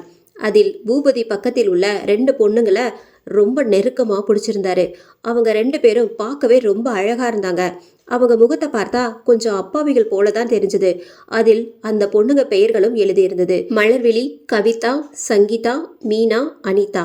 சீனியர், இந்த புக்ஸ்ல வேற எந்த இன்ஃபர்மேஷனும் நமக்கு கிடைக்கல. இந்த போட்டோ மட்டும்தான் இருக்கு. இதை வச்சு என்ன பண்றது என்று தேவி கேட்டாள். அப்போது எதையோ ஆர்வத்துடன் பார்த்து கொண்டிருந்த மது, சீனியர் இந்த நியூஸ் பேப்பரை பாருங்க என்று அந்த பழைய கிழிந்த பேப்பரை கவினிடம் கொடுத்தாள். அதில் இருந்த செய்தியை பார்த்ததும் கவின் உட்பட எல்லோரும் அதிர்ந்து விட்டனர். 2003 டிசம்பர் 27 ஒரே பள்ளியில் படிக்கும் மாணவர்களான மலர்விழி, கவிதா, சங்கீதா, மீனா, அனிதா ஆகியோர்கள் மர்மமான முறையில் அந்த பள்ளியின் 8வது மாடியில் கொலை செய்யப்பட்டுள்ளனர். அவர்கள் 5வரின் கொலைக்கான காரணம் மர்மமாகவே இருப்பதால் தற்போது அந்த பள்ளியின் 8வது மாடி போலீசாரின் உத்தரவின்படி மூடப்படுகிறது. கொலையாளியை போலீசார் வலைவீசி தேடுகின்றனர். இந்த செய்தியை பார்த்து படித்ததும் அவர்களுக்கு ஒரே குழப்பமாக இருந்தது. டேய் என்னடா இது, ஒரே மர்மமா இருக்கு. ஒரே நேரத்துல 5 பொண்ணுங்களா? அதுவும் அவங்க கொலை செய்யப்பட்டது அந்த 8வது மாடியா? அதாண்டா எனக்கு புரியல. அந்த பொண்ணுங்க 5 பேரும் பூபதி கூட இந்த போட்டோல இருக்கிறவங்க. சோ அவருக்கும் இந்த கொலைக்கும் ஏதாவது சம்பந்தம் இருக்குன்னு என் மனசு சொல்லுது என்று கவின் சொன்னான். கவின், நாம ஏன் இந்த பொண்ணுங்க வீட்டுக்கு போய் விசாரிக்க கூடாது? நமக்கு ஏதாவது இன்ஃபர்மேஷன் கிடைக்க வாய்ப்பு இருக்கு. அதுவும் ரைட்டு தான் பூஜா. பட் ஒன்று மட்டும் நல்லா புரியுது. இவங்க 5 பேரு கொலையிலையும் ஏதோ ஒரு மர்மம் இருக்கு. அதை முதல்ல கண்டுபிடிக்கணும் என்று கவின் சொன்னான். நான் இன்னைக்கு கார்ல தான் வந்திருக்கேன். ஸ்கூல் முடிஞ்சு எல்லோரும் ஒன்னாவே போயிட்டு அவங்கள பத்தி விசாரிச்சு பார்ப்போம். பட் அவங்க அட்ரஸ் எப்படிடா கண்டுபிடிக்கிறது? இதை பாரு, இந்த புக்ஸ்ல இருக்கு. ஸோ டோன்ட் வெரி, இப்போ இங்கிருந்து கிளம்பலாம். வாங்க, ரொம்ப நேரமா நாம இங்க இருக்கிறத பார்த்தா சந்தேகம் வரும் என்று அங்கிருந்து எல்லோரும் கிளம்பினார்கள். அவர்களை அங்கிருந்த சில கண்கள் வெறித்து பார்த்து கொண்டிருந்தன உக்ரமாக. பள்ளி முடிந்து எல்லோரும் கவினின் காரில் ஏறி கிளம்பினார்கள். அந்த கொலை செய்யப்பட்ட 5 பெண் மாணவிகளை பற்றிய விவரங்களை அறிய அந்த பெண்களுள் 3வரின் வீடுகளை எப்படியோ தேடி கண்டுபிடித்து விட்டனர். ஆனால் அவர்கள் எதிர்பார்த்தபடி எந்த தகவலும் கிடைக்கவில்லை. அவர்களின் பெற்றோர்கள் அதை பற்றி பேச எங்களுக்கு விருப்பமில்லை என்று சொல்லிவிட்டனர். ராஜ் வெறுப்புடன், என்னடா இது, அவங்கள பத்தி ஏதாவது தகவல் கிடைக்கணும்னு நினைச்சு போனா எதுவுமே சொல்ல விருப்பமில்லைன்னு சொல்லி நம்மளை துரத்திட்டாங்க. விடு ராஜ், அவங்க அதை மறக்கணும்னு நினைக்கிறாங்க போல இருக்கு. கண்டிப்பாக அந்த பெரிய இழப்புல இருந்து இன்னும் வெளியே வரலன்னு நினைக்கிறேன். இப்ப அடுத்து இன்னும் 2 பொண்ணுங்க வீட்டுக்கு போகணும் சீனியர் என்று மது சொன்னாள். ஆமா, அவங்க 2 பேரும் தான் பாக்கி. அவங்கள தானே பூபதி சாரு ரொம்ப நெருக்கமா பிடிச்சிருந்தாரு. ஆமா சீனியர், அந்த பொண்ணுங்க தான். அந்த 2 பொண்ணுங்களுடைய அட்ரஸும் ஒரே இடம்னு தான் போட்டிருக்கு. கவனிச்சிங்களா? நான் அதை முதல்ல நோட் பண்ணிட்டேன். எனக்கு கொஞ்சம் குழப்பமா தான் இருக்கு. போய் பார்க்கலாம் என்றபடி காரை எந்தை கரடுமுரடான பாதையில் விட்டான் கவின். அங்கு இருந்த வீடுகளில் சிலது பலகையிலும் சில வீடுகள் கற்களை கொண்டும் கட்டப்பட்டிருந்தன. ஆள் நடமாட்டம் குறைவான பகுதியாகவே அது காணப்பட்டது. அவர்கள் காரை நிறுத்தி சுற்றி முற்றிலும் பார்த்தார்கள். வீடுகள் அனைத்தும் கதவுகள் சாத்தப்பட்டே இருந்தது. அப்போது அந்த வழியே ஒரு பெரியவர் அவர்களின் காரை கடந்து செல்ல கவின் வேகமாக இறங்கி, ஐயா என்று அவரை கூப்பிட்டு நிறுத்தினான். அவர் அவனை திரும்பி பார்த்து, யார் தம்பி நீங்க? என்ன விஷயமா என்ன கூப்பிட்டீங்க? எல்லோரும் அப்போது காரிலிருந்து இறங்கினார்கள். அந்த பெரியவர் அவர்கள் அனைவரையும் கூர்ந்து கவனித்தார். ஐயா, நாங்க இதோ இந்த வீட்டை தேடி வந்திருக்கோம். அவங்க எங்களுக்கு தெரிஞ்சவங்க தான். கொஞ்ச நாளா அவங்க கூட தொடர்பு இல்லை. அதான் இப்போ இந்த விலாசத்தை கண்டுபிடிச்சு வந்திருக்கோம் என்று ஒரு தாளை அவரிடம் காட்டினார். அந்த பெரியவர் அவர்கள் அனைவரையும் ஒரு மாதிரியாக நோட்டமிட்டவாறே, அதோ தெரியுது பாருங்க, அந்த வீடுதான், போய் பாருங்க என்று கூறிவிட்டு கிளம்பினார். அவர் போகும்போது மறுபடியும் திரும்பி இவர்களை நோட்டமிட்டார். என்னடா, அந்த ஆளுகிட்ட இந்த அட்ரஸ் தானே கேட்டோம், அவர் என்னடானா நம்மள மேலிருந்து கீழே வரைக்கும் அப்படி பார்க்குறாரு. கவின் சிரித்தபடியே, விடுடா, அவர் பார்வையே அப்படித்தான் போல இருக்கு. அவர் சொன்ன அந்த வீட்டுக்கு போய் பார்க்கலாம் வாங்க என்று கவின் கூற மற்றவர்களும் அவனுடன் கிளம்பினார்கள். அந்த வீடு மிகவும் பழமையான வீடாக காட்சியளித்தது. மற்றவர்கள் வீட்டு வாசலில் நிற்க பூஜா முன்னாடி சென்று கதவை தட்டினாள். உள்ளிருந்து எந்த பதிலும் இல்லை. மறுபடியும் தட்டு பூஜா என்று ராஜ் கூற இந்த முறை கொஞ்சம் வேகமாக கதவை தட்டினாள். அப்போது யாரோ ஒரு நடுத்தர பெண்மணி வந்து கதவை திறந்தார். அவர் வாசலில் நின்றிருந்தவர்களை பார்த்து, யார் நீங்கெல்லாம் என்று தயங்கியபடி கேட்டார். அம்மா, நாங்க உங்ககிட்ட கொஞ்சம் முக்கியமான விஷயம் பேசணும். மலர்விழி கவிதாவோட கொலைய பத்தி. மலர்விழி கவிதா என்ற பெயரை கேட்டதும் ஒரு நிமிடம் அந்த பெண்மணி அமைதியாக நின்றார், எதையோ யோசித்தபடி. அம்மா என்று பூஜா கூப்பிட சுயநினைவுக்கு வந்தவராய், உள்ள வாங்க என்று அனைவரையும் வீட்டுக்குள் அழைத்தார் அந்த பெண்மணி. உள்ளே நுழைந்தவர்களை கவிதா மற்றும் மலர்விழியின் மாலை போடப்பட்ட புகைப்படம் வரவேற்றது. அந்த வீட்டில் இவரை தவிர்த்து இன்னொரு ஆளும் இருந்தார். ஆனால் அவர் மனநிலை பாதிக்கப்பட்டவர் என்பது அவரை விசாரித்த போது தெரிந்தது. அந்த பெண்மணி அவர்களின் முன்னால் உட்கார்ந்து, சொல்லுங்க, யார் நீங்களாம்? எதுக்கு என் பொண்ணுங்க கொலையை பத்தி விசாரிக்கிறீங்க? அம்மா, பொண்ணுங்கன்னு சொல்றீங்க, அப்படின்னா இவங்க 2 பேரும்? ஆமாம், மலர்விழியும் கவிதாவும் என்னுடைய பொண்ணுங்க தான். 2 பேரும் இரட்டையர்கள். ஆனால் பார்க்க அப்படி தெரியாது என்று கூறினார் அந்த பெண்மணி. ஓ, புரியுதுமா. அவங்க 2 பேரும் எப்படிம்மா? என்னாச்சு? அவங்க கூட சேர்ந்து இன்னும் 3 பொண்ணுங்க கொலை செய்யப்பட்டிருக்காங்க என்று ராஜ் வினாவினான். சற்று நேரம் மௌனம் காத்த அந்த பெண்மணி இப்போது பேச தொடங்கினாள். என் பொண்ணுங்க ரொம்ப அமைதியானவங்க. யார்கிட்டையும் அவ்வளோவா பேசக்கூட மாட்டாங்க. எங்களுக்கு உலகமே அவங்க 2 பேரும் தான். எப்போதும் ஒன்னாதான் பள்ளிக்கூடம் போயிட்டு வருவாங்க. அப்படித்தான் ஒரு நாள் பள்ளிக்கூடம் முடிந்து வந்து, அம்மா, இன்னைக்கு எங்களை 6 மணிக்கு மேலே ஸ்கூலுக்கு வர சொல்லியிருக்காங்க. ஏதோ ஸ்பெஷல் கிளாஸ் இருக்கு, 9 மணிக்குள்ளார வந்துடுவோம்னு சொல்லிட்டு போனாங்க என்று கூறி கண் கலங்கினார். தேவியும் பூஜாவும் அவரின் அருகே சென்று அவரை சமாதானப்படுத்தினார்கள். அப்புறம் என்னாச்சுமா என்று கவின் கேட்டான். போனவங்க பொணமாதான் திரும்பி வந்தாங்க தம்பி. அந்த பெண்மணி கூற எல்லோரும் திகைத்து நின்றனர். அன்னைக்கு நைட்டு 11 மணி ஆகியும் அவங்க வரல. நான் பயந்து போய், இதோ என் கணவர், இவரை போய் பள்ளிக்கூடத்தில் என்னாச்சுன்னு பார்த்துட்டு வர சொன்னேன் என்று கை நீட்டி அவரின் கணவரை காட்டினார். அவர் கலங்கிய கண்களுடன் அமர்ந்திருந்தார், பித்து பிடித்தவர் போல். அங்கே என்ன சொன்னாங்க? அவங்க எல்லாரும் அங்கதானே இருந்தாங்களா? ஆர்வத்துடன் கேட்டாள் மது. இல்லைம்மா, அங்கிருந்த செக்யூரிட்டி எல்லாருமே 9 மணிக்கே கிளம்பிட்டாங்க. இப்போ உள்ள யாருமே இல்லைன்னு சொல்லி இவரை போக சொல்லிட்டாராம். ஆனால் என்று அவர் எதையோ சொல்ல வர எல்லோரும் ஆர்வமாக அவரை பார்த்தனர். அங்கிருந்த 8வது மாடியில் யாரோ கத்துற சத்தம் இவருக்கு கேட்டிருக்கு. அதை பற்றி விசாரிக்கும் போது அந்த செக்யூரிட்டி இவர்கிட்ட எதையோ சொல்லி அனுப்பியிருக்கான். அந்த மாடியில் நைட்டானா இப்படித்தான் சத்தம்லாம் கேட்கும், நீங்கள் வீட்டுக்கு கிளம்புங்கன்னு சொன்னவுடன் இவரும் கிளம்பி வந்துட்டாரு. நாங்கள் 2 பேரும் விடிய விடிய உட்கார்ந்து பார்த்தோம் என் பொண்ணுங்க வருவாங்கன்னு. போலீஸ்லேயும் அப்போதைக்கு நாங்கள் எதுவும் புகார் கொடுக்கல, வெயிட் பண்ணி பார்த்தோம். மறுநாள் 7 மணிக்கு செய்தி வருது, என் பொண்ணுங்களோட சேர்த்து அங்கே இன்னும் 3 பொண்ணுங்க அநியாயமாக கொலை செய்யப்பட்டிருக்காங்கன்னு. என்னவா சொல்கிறீங்க? அப்போது அந்த செக்யூரிட்டி அவங்க எல்லாரும் அப்போவே கிளம்பிட்டாங்கன்னு சொன்னான். அவன்கிட்ட இதை பற்றி விசாரிக்கலையா என்று கவின் கோவமாக கேட்டான். தம்பி, மறுநாள் காலையில் அந்த செக்யூரிட்டி அந்த இடத்துல இல்லை, வேற ஒரு ஆள், அதுவும் புதுசாக இருந்தான். யார் கொலை பண்ணாங்க எதுவுமே இன்னைக்கு வரைக்கும் தெரியல. இந்த கேஸை க்ளோஸ் பண்ணிட்டாங்க தம்பி. ஏதேதோ காரணம் சொன்னாங்க. முதல்ல இது ஒரு கொலைன்னு சொல்லிட்டு பேப்பரில் கூட நியூஸ்லாம் வந்துச்சு. ஆமாம்மா, பேப்பரில் இது ஒரு கொலை, கொலையாளிய போலீஸார் வலை வீசி தேடுறாங்கன்னு தான் நியூஸ் போட்டிருந்தாங்க என்று ராஜ் சொன்னான்.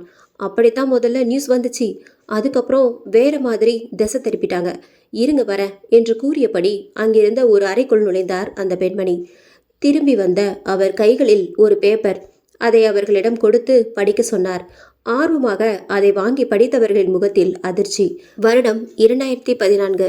இடைநிலை பள்ளியில் 8வது மாடியில் 5 மாணவிகள் கொலை செய்யப்பட்டார்கள் என்பது தவறான செய்தி. அவர்கள் படிக்க சென்ற இடத்தில் அவர்களுக்குள் நிகழ்ந்த பெரிய வாக்குவாதம் சண்டையில் முடிய அவர்களாகவே ஒருவருக்கொருவர் கத்தியால் குத்தி கொண்டு இறந்துள்ளனர். இந்த கொலையில் யாரும் சம்பந்தப்படவில்லை. அந்த மாணவர்களே இதற்கு முழு காரணம். இந்த செய்தியை வாசித்த கவின், என்னம்மா இது, சுத்த முட்டாள்தனமா இருக்கு, அவங்களுக்குள்ள எப்படிமா குத்தி கொலை பண்ணிக்க முடியும்? ஆமா தம்பி, நாங்க எவ்வளவோ போராடி பார்த்துட்டோம். இந்த கேஸை இங்கே இருக்கிற எந்த ஸ்டேஷன்லையும் எடுக்க மாட்டேன்றாங்க. கேட்டா இந்த கேஸ் தான் க்ளோஸ் பண்ணியாச்சே அப்படின்னு சொல்லி கையை விரிச்சிடுறாங்க. நாங்கள் ஏழைங்க தம்பி, எங்களால் ஒரு அளவுக்கு மேலே போராட முடியல. எங்கள் பொண்ணுங்களோட இழப்பு இன்னைக்கு வரைக்கும் எங்களால் தாங்கிக்கவே முடியல. இவர் அவங்க 2 பேரையும் நினச்சி இந்த நிலைமைக்கு வந்துட்டாரு என்று அவருடைய கணவனை காட்ட அவர் கண்களில் வழிந்த கண்ணீரை துடைத்தார். இதையெல்லாம் கேட்டு பெருமூச்சு விட்ட கவின், இல்லைம்மா, இந்த கொலையில ஏதோ ஒரு பெரிய மர்மம் இருக்கு. அநியாயமா இறந்து போன அந்த 5 பொண்ணுங்களுக்கும் நீதி கிடைக்கணும். அதை நாங்க கண்டுபிடிக்கிறோம். இது பேயோட வேலையா இல்ல ஆசாமியோட வேலையான்னு நாங்க கண்டுபிடிக்கிறோமா? அம்மா, உங்க பொண்ணுங்களோட ஏதாவது திங்ஸு இல்ல புக்ஸு உங்ககிட்ட இருக்கா என்று ராஜ் கேட்டான். இருக்கு தம்பி என்று கூறியவர் உள்ளே சென்று ஒரு பையை கொண்டு வந்து கொடுத்தார். அவங்களுடைய ஞாபகமா இந்த புத்தகங்கள் மட்டும்தான் எங்ககிட்ட இருக்கு. எங்களுக்கு படிப்பறிவு இல்லை, அதான் நாங்க எடுத்து படிச்சதும் இல்லை என்று கூறி முடித்தார் அந்த பெண்மணி. அவரிடம் இருந்து விடை பெற்ற அனைவரும் அங்கிருந்து கிளம்பினர். அப்போது அந்த பெண்களின் போட்டோவில் இருந்து ரத்தம் வழிந்தது. யாரும் அதை கவனிக்கவில்லை.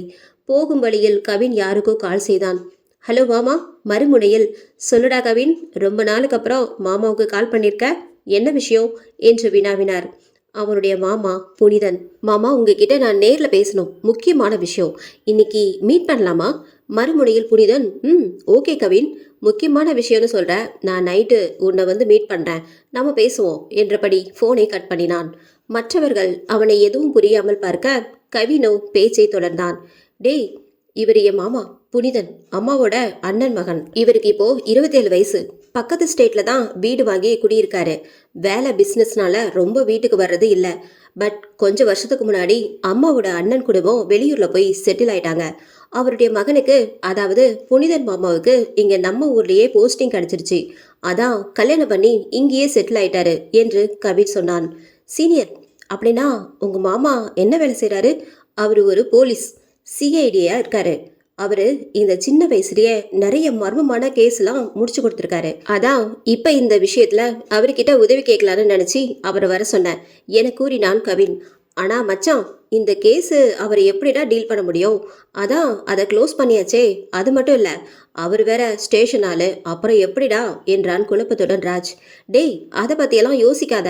இன்னைக்கு நைட்டு நான் அவரை மீட் பண்ணி பேசிட்டு நாளைக்கு என்ன விஷயம்னு உங்ககிட்ட சொல்றேன் என்றான். அங்கிருந்து கிளம்பியது கவினின் கார். எல்லோரையும் அவரவர் வீட்டில் இறக்கிவிட்டு கவினும் தன் வீட்டுக்கு கிளம்பினான். அன்றிரவு பூஜா வீட்டுக்கு வந்து அசதியில் சோஃபாவில் சாய்ந்தாள். சிறிது நேரம் அப்படியே உறங்கியும் போனாள்.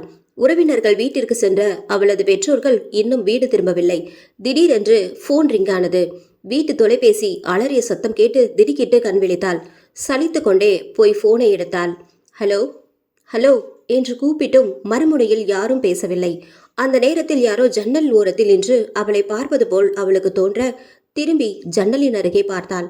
யாருமே அங்கு இல்லை. அவளுக்கு அந்த ஏசியிலும் உடல் வேர்த்திருந்தது. பதட்டத்தில், யாரு யார் வெளியே என்று கேட்டபடியே கதவை திறந்து வெளியே எட்டி பார்த்தாள். காற்று சுளீரென வீசியது. ஆனால் ஆள் நடமாட்டம் இல்லை. மறுபடியும் பயந்து கொண்டே சுற்றியும் முற்றியும் பார்த்தபடி மெதுவாக வந்து சோஃபாவில் அமர்ந்தாள். அப்போது திடீரென அவளது பார்வை ஜன்னலின் அருகில் செல்ல, அங்கு இரத்த சிவப்பு நிறத்தில் 2 கண்கள் அவளை வெறித்து பார்த்து கொண்டிருந்தன. அவள் பயத்தில் அலறினாள். அவளுக்கு அந்த கண்கள் மட்டுமே தெரிந்ததே தவிர உருவம் தெரியவில்லை. மனதில் தைரியத்தை வரவழைத்துக் கொண்டவள் மெதுமெதுவாக அந்த ஜன்னலின் பக்கம் சென்றாள். ஆனால் இப்போது அவள் பார்த்த உருவம் அங்கு இல்லை. என்ன நடக்குது இங்க? யாரா இருக்கும்? ஒருவேளை செத்து போன அந்த பொண்ணுங்களா இருக்குமோ என்று மனதில் யோசித்தவாறே அவள் பூஜை அறைக்கு ஓடினாள். பூஜா நெற்றியில் திருநீரை பட்டையாக அடித்துவிட்டு படுக்கையில் அமர்ந்தாள். அவளுக்கு இன்னமும் பயம் போகவில்லை. ஐயோ அம்மா, அப்பா சீக்கிரம் வந்துடணும் என்று மனதுக்குள் கடவுளை வேண்டிக் கொண்டாள். தேவி பாத்ரூமில் முகம் கழுவி கொண்டு இருந்தாள். திடீரென அந்த முகம் பார்க்கும் கண்ணாடியில் ஏதோ நிழல் போல் தோன்ற பயத்தில் அப்படியே ஓரடி தள்ளி சென்றாள். என்ன இது, ஏதோ கண்ணாடியில தெரிஞ்ச மாதிரி இருந்துச்சு என்று யோசித்தவரே தண்ணீரை எடுத்து கண்ணாடி மீது தெளித்தாள். ச்சே, ஒன்றும் இல்லை. இப்பெல்லாம் எதை பார்த்தாலும் பயமாவே இருக்கு. இந்த கொலையில உள்ள மர்மத்தை முதல்ல கண்டுபிடிக்கணும், இல்லைனா இப்படி தான் பயந்துகிட்டே இருக்கணும் என்று சலித்துக்கொண்டே அங்கிருந்து கிளம்பினாள். அப்போது அந்த முகம் பார்க்கும் கண்ணாடியில் ஏதோ கீறுவது போல் சத்தம் கேட்க திரும்பி பார்த்தவள் அதிர்ந்து நின்றாள். அதில் ஏதோ ஒரு வார்த்தை சிவப்பு நிறத்தில் எழுதப்பட்டிருந்தது. அது இரத்த பலிக்கு காத்திருக்கிறேன். ஹாய் அத்த, எப்படி இருக்கீங்க என்றபடி வீட்டினுள் நுழைந்தான் புனிதன். பார்ப்பதற்கு சினிமா நடிகர் விஷால் போல் தோற்றமளித்தான் அவன். வேலைக்கு ஏற்றாற் போல் கம்பீரமான முகம், நடை. உள்ளே நுழைந்தவன் நேராக சென்று அவன் அத்தையின் காலில் விழுந்து ஆசீர்வாதம் வாங்கினான். வா புனிதா, உன்னை பார்த்து எவ்வளோ நாள் ஆச்சு. அண்ணா தான் வெளியூர்ல போய் செட்டில் ஆயிட்டாரு. நீ பக்கத்துல தானே இருக்க, நீயாவது வரலாம்ல என்று பாசமாக திட்டியபடி வந்தவனுக்கு டீ போட்டு கையில் கொடுத்தார் கவினின் அம்மா சுமதி. அத்தை, கோச்சுக்காதீங்க, என் வேலை அப்படி இருக்கு, நான் என்ன பண்றது. எனக்கும் மனைவியை கூட்டிட்டு வரணும்னு ஆசைதான். வேலை பிஸியில். சரி பரவாயில்ல விடு. ஆனா அடுத்த தடவை வரும்போது பவித்ராவையும் அழைச்சிட்டு வா, பார்த்து ரொம்ப நாள் ஆச்சு என்று சுமதி சொன்னாள். கண்டிப்பா அழைச்சிட்டு வராத. ஆமா, எங்க கவின் ஆளையே காணோம் என்று கேட்டான் நோட்டமிட்டவாறே. அவன் இப்பதான் கொஞ்ச நேரத்துக்கு முன்னாடி வீட்டுக்கு வந்தான், குளிச்சுட்டு வந்துடுவான் என்று சுமதி கூறி முடிப்பதற்குள் ஹாய் மாம்ஸ் என்று கை காட்டியவரே அங்கு வந்தான் கவின். சரி அத்த, நான் கவின் கிட்ட பேசிட்டு அப்படியே கிளம்புறேன் என்று கூறியபடி டீ டம்ளரை சுமதியின் கையில் கொடுத்தான். கவின் அவனுக்கு கண்களால் ஜாடை காட்டி தன் அறைக்கு வர சொன்னான். புனிதனும் அவனுடன் அறைக்குள் செல்ல இருவரும் பேச தொடங்கினார்கள். எதுக்கு கவின் அவசரமாக என்னை பார்க்கணும்னு சொன்ன? மாமா, உங்ககிட்ட நான் நடந்த எல்லாத்தையும் சொல்றேன். இந்த விஷயத்துல எங்களுக்கு உங்களுடைய உதவி தேவைப்படுது.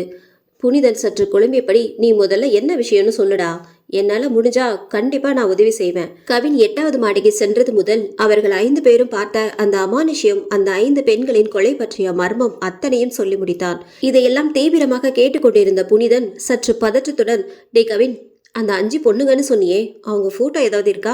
இருக்கு மாமா என்று கூறியபடி கவின் அவர்களின் போட்டோவை கொண்டு வந்து புனிதனிடம் கொடுத்தான். கூடவே அந்த நியூஸ் பேப்பரையும் கொடுத்தான். அதை வாங்கி பார்த்த புனிதனின் கண்களில் அவனையும் அறியாமல் கண்ணீர் வழிந்தது. இதை கண்ட கவின், மாமா என்னாச்சு, எதுக்கு நீங்க அழறீங்க? கண்களில் வழிந்த கண்ணீரை துடைத்த புனிதன் பெருமூச்சு விட்டான். பிறகு பேச ஆரம்பித்தான். எனக்கு இந்த பொண்ணுங்களை நல்லா தெரியும் கவின் என்றதும் கவின் அதிர்ச்சியோடு அவனின் முகத்தை பார்த்தான். அதுவும் மலர்விழி, அவளை இன்னும் நல்லாவே தெரியும். கவினுக்கு எதுவும் புரியவில்லை.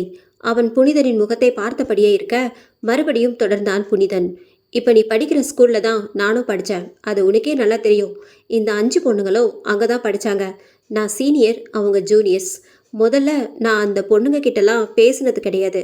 அவங்க 5 பேரும் ஒரே கிளாஸ் தான். அதில் மலர்விழியும் கவிதாவும் இரட்டையர்கள். ஆமாம் மாமா, அது எனக்கும் தெரியும். எனக்கு மலர்விழி மேலே ஒரு க்ரஷ் இருந்துச்சு. அப்போது ஒரு தடவை கூட அந்த பொண்ணுக்கிட்ட நான் பேசினதில்லை. அவளுக்கே தெரியாமல் அவளை பார்ப்பேன். ஆனால் அந்த பொண்ணுங்களுக்கு எங்கள் மேலே சீனியர்னு பயம் மட்டும்தான் இருந்துச்சு. அவங்க 2 பேரும் நல்லா படிக்கிற பொண்ணுங்க. எனக்கு நாளடைவில் மலர்விழியை ரொம்ப பிடிக்க ஆரம்பிச்சிருச்சு. ஆனால் நான் என் மனசில் உள்ளதை அவகிட்ட சொல்ல நினச்சதே இல்லை. கொஞ்ச நாள் போகட்டும், அப்புறம் சொல்லிக்கலான்னு அலட்சியமாக இருந்துட்டேன். இப்படியே 1.5 வருஷம் ஆயிடுச்சு. நானும் அங்கே படிப்பு முடித்து காலேஜில் ஜாயின் பண்ணிட்டேன். அதுக்கப்புறம் படிப்பில் ரொம்ப பிஸியாக இருந்ததுனால மலர்விழியை பற்றின நினப்பு இல்லாமலே போச்சு. இப்படியே 3 வருஷம் ஆச்சு.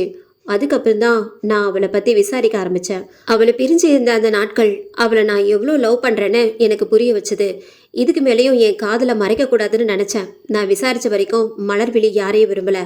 எப்படியாவது அவகிட்ட என்னோட இத்தனை வருட காதலை சொல்லி ஆகணும்னு நினச்சி காலேஜுக்கு 1 வாரம் லீவு சொல்லிட்டு இங்கே வந்தேன். அப்புறம் அவங்கள பார்த்தீங்களா, பேசுனீங்களா என்று கவின் ஆர்வமாக கேட்டான். இல்லை கவின், நான் இங்கே வந்த உடனே தான் தெரிஞ்சது அவள் உயிரோட இல்லைன்னு.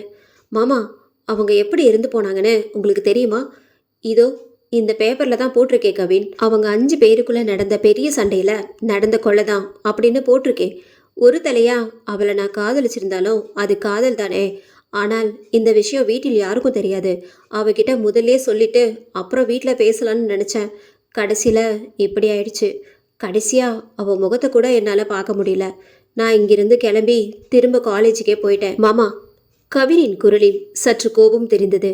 என்னடா கவின்? மாமா, நீங்கள் நினைக்கிற மாதிரி இந்த பொண்ணுங்க கொலை பண்ணிக்கிட்டு சாகலை. யாரோ அவங்கள பிளான் பண்ணி கொலை பண்ணியிருக்காங்க. கவின் அவ்வாறு கூறி முடிப்பதற்குள் தடார் என்று பின்னால் பாத்திரங்கள் கீழே விழுந்து உடையும் சத்தம் கேட்டு இருவரும் எழுந்து சமையல் அறைக்கு ஓடினார்கள். அங்கு சில கண்ணாடி பாத்திரங்கள் கீழே விழுந்து உடைந்திருந்தன. என்ன இது? எப்படி இந்த பாத்திரங்கள் கீழே விழுந்துச்சு? அம்மா, அம்மா என்று கவின் தன் அம்மாவை அழைக்க சத்தம் வரவில்லை. டேய், அத்தை வெளியே போயிருக்காங்க, சொல்லிட்டு தானே போனாங்க. ஒரு வேளை வேகமாக காத்தடிக்குதுல, அதனால விழுந்திருக்கோம். வா, நாமளே சேர்ந்து சுத்தம் பண்ணுவோம் என்றபடி இருவரும் அந்த கண்ணாடி துண்டுகளை கவனமாக அகற்றினர். அப்போது புனிதன் எதிர்பாராத வண்ணம் அங்கு சிதறி கிடந்த கண்ணாடி துண்டு ஒன்றில் ஒரு பெண்ணின் முகம் தெரிந்தது. புனிதன் அதிர்ச்சியில் அப்படியே சிலை போல் நின்றான். கண்ணாடியில் தெரிந்த அந்த பெண் கண்களில் கண்ணீர் வழிந்தபடி அவனை பரிதாபமாக பார்த்தாள். மலர்விழி என்று அலறியபடி அந்த கண்ணாடி துண்டை கை வைத்து தூக்கினான். அது அவன் கையை கிழித்து கையிலிருந்து ரத்தம் வெளியானது. ஐயோ மாமா, என்னாச்சு என்று ஓடி வந்த கவின் புனிதனின் கைகளை பிடித்து ரத்தத்தை சுத்தப்படுத்தி முதலுதவி செய்தான். டேய், நான் அந்த கண்ணாடி துண்டுல மலர்விழியோட முகத்தை பார்த்தேன்டா என்று புனிதன் கலக்கத்துடன் கூற கவின் அவனை அதிர்ச்சியோடு பார்த்தான். கவின், உண்மையாவே அவளோட உருவத்தை நான் பார்த்தேன். இவ்வளோ வருஷம் கழிச்சு எதுக்காக அவ ஏன் முன்னுக்கு வரணும்? ஒண்ணுமே புரியலையே என்று புனிதன் தலையை பிடித்து கொண்டு யோசித்தான். மாமா, காரணம் இருக்கு. இந்த 5 பொண்ணுங்களையும் யாரோ கொலை பண்ணியிருக்காங்க, அதுவும் அந்த 8வது மாடியில. கவின், என்னடா சொல்ற? எப்படி நீ இதை உறுதியா கொலைன்னு சொல்ற? அதுவும் இந்த கேஸை எப்போவோ க்ளோஸ் பண்ணிட்டாங்க. 5 பொண்ணுங்களுக்குள்ள நடந்த சண்டைனால கொலையில போய் முடிஞ்சிருச்சுன்னு சொல்லி இதுக்கு ஒரு முற்றுப்புள்ளியே வச்சாச்சு. ஐயோ மாமா, அந்த 8வது மாடிக்கு போயிட்டு வந்ததுலேருந்து எங்கள் 5 பேரையும் ஏதோ ஒரு அமானுஷ்யம் தொடர்ந்து வருது. அதை நானும் கண்ணால் பார்த்துருக்கேன். நல்லா யோசிச்சு பாருங்க. அவங்க 5 பேரும் தங்களுக்குள்ளேயே எப்படி மாமா குத்தி கொலை பண்ணிக்க முடியும்? இது எங்கேயாவது லாஜிக்காக இருக்கா? அவன் சொல்வதை சற்று யோசித்த புனிதன், ஆமாடா கவின், நீ சொல்றது உண்மைதான். அப்படின்னா அங்கே இவங்களை தவிர்த்து இன்னொரு ஆள் இருந்திருக்கணும். சரியா சொன்னீங்க மாமா, அதை தான் நானும் யோசிக்கிறேன். அது மட்டும் இல்லை, அந்த 2 பொண்ணுங்களும் ரொம்ப அமைதியானவங்கன்னு நீங்களே சொல்லியிருக்கீங்க. அப்புறம் எப்படி மாமா அவங்க சண்டை போட்டிருப்பாங்க? இதை கேட்ட புனிதனின் போலீஸ் மூளை செயல்பட ஆரம்பித்தது. கவின், நீ ஏதோ உருவத்தை பார்த்தேன்னு சொன்னியே, அது இந்த பொண்ணா என்று மலர்விழியின் பள்ளி போட்டோவை காட்டி கேட்டான் புனிதன். மாமா, நான் பார்த்த முகம் எனக்கு ரொம்ப மங்களாக தான் தெரிஞ்சுது. அதனால என்னால் அடையாளம் சொல்ல முடியல. என்னால் உறுதியாக சொல்ல முடியும், அந்த 8வது மாடியில் என்னவோ ஒரு தப்பு நடந்திருக்கு. ஆனால் எதனால போலீஸ் இதை மூடி மறைச்சாங்க? இதில் யார் யார் சம்மந்தப்பட்டிருக்காங்க? இதெல்லாம் கண்டுபிடிச்சாதான் உண்மை என்னன்னு தெரியும். கவின், இது முடிஞ்சு போன கேஸ்டா. திரும்பவும் எடுக்க அலோவ் பண்ண மாட்டாங்க. அதுவும் நான் வேற டிபார்ட்மெண்ட். மாமா, தயவு செஞ்சு புரிஞ்சுக்கோங்க. இதில் நாங்களும் மாட்டிக்கிட்டோம். நாங்கள் அந்த மாடிக்கு போனதுனால தான் அந்த ஆத்மா எங்களை தொடர்ந்து வருது. ஆனால் அது எல்லோரையும் பயமுறுத்துதே தவிர யாரையும் எதுவும் பண்ணலை. இப்போ நாங்கள் அதை அப்படியே விட்டாலும் அது எங்களை விடாது. அது மட்டும் இல்லாமல் எங்கள் ஸ்கூல் தலைமை ஆசிரியர் பூபதி மேலேயும் எங்களுக்கு நிறைய சந்தேகம் இருக்குது இந்த கொலையில். பூபதி? டேய், நான் படிக்கும்போது அவர் தான் தலைமை ஆசிரியர். அது மட்டும் இல்லை, அந்த ஸ்கூலே அவருடையது தான் என்று புனிதன் இன்னொரு அதிர்ச்சியான தகவலை கூறினான். என்னமாப்பா சொல்கிறீங்க? அந்த ஸ்கூலே அவரோடதா? அப்போது அவரோட ஸ்கூல்லே அவர் தலைமை ஆசிரியராக இருக்காரா? அவர் எப்படிப்பட்டவர் மாமா? உங்களுக்கு அவரை பற்றி ஏதாவது தெரியுமா? இல்லை கவின், அந்த ஸ்கூலே அவருடையது தான். அவர் பெரிய பணக்காரன்னு கேள்விப்பட்டிருக்கேன். அந்த ஸ்கூல் கட்டி கிட்டத்தட்ட 15 வருஷம் இருக்கும். அந்த 15 வருஷமும் அவர் தான் அங்கே தலைமை ஆசிரியராக வேலை செய்கிறாரு. அவரை பற்றி எனக்கு அவ்வளோ தெரியாதுடா. அவர் வாரத்தில் 2 இல்லைன்னா 3 நாள் தான் ஸ்கூலுக்கே வருவார். அடிக்கடி வெளியூர் போயிடுவார்னு ஆளுங்க சொல்லி கேள்விப்பட்டிருக்கேன். சரிடா கவின், நீ மலர்விழி வீட்டுக்கு போனியே, அங்கே ஏதாவது எவிடன்ஸ் கிடச்சிதா? மாமா, கடைசியில் என்னையும் போலீஸ் ஆக்கிடுவீங்க போல இருக்கு. எவிடன்ஸ் எல்லாம் கேட்குறீங்க என்று கவின் நக்கலாக கேட்டான். டேய், என்ன காமெடியா? அங்கே நீ போய் ஒன்றுமே வித்தியாசமாக பார்க்கலையா? இல்லை கிடைக்கலையா? இருக்கு மாமா, அவங்களோட டைரி என்று மலர்விழி அம்மா கொடுத்த டைரியை புனிதனிடம் நீட்டினான். இருவரும் ஆர்வமாக அதை திறந்தனர். மலர்விழி கவிதா அவர்களின் பெயர் அதில் எழுதப்பட்டிருந்தது. அதில் நிறைய கவிதைகள் எழுதியிருந்தன. அவர்கள் பக்கங்களை திருப்பி கொண்டு இருக்கும்போது ஒரு பக்கத்தில் அவனை எனக்கு பிடிச்சிருந்துச்சு. அது காதலா அப்படின்னு எனக்கு தெரியல. இப்படிக்கு மலர்விழி. அதை பார்த்த கவின், என்னமாம்மா, அவங்க யாரையும் காதலிக்கலன்னு சொன்னீங்க, இதில் இப்படி இருக்கு? இல்லை கவின், நான் நல்லா விசாரித்து பார்த்துட்டேன். மலர்விழி யாரையும் லவ் பண்ணலை.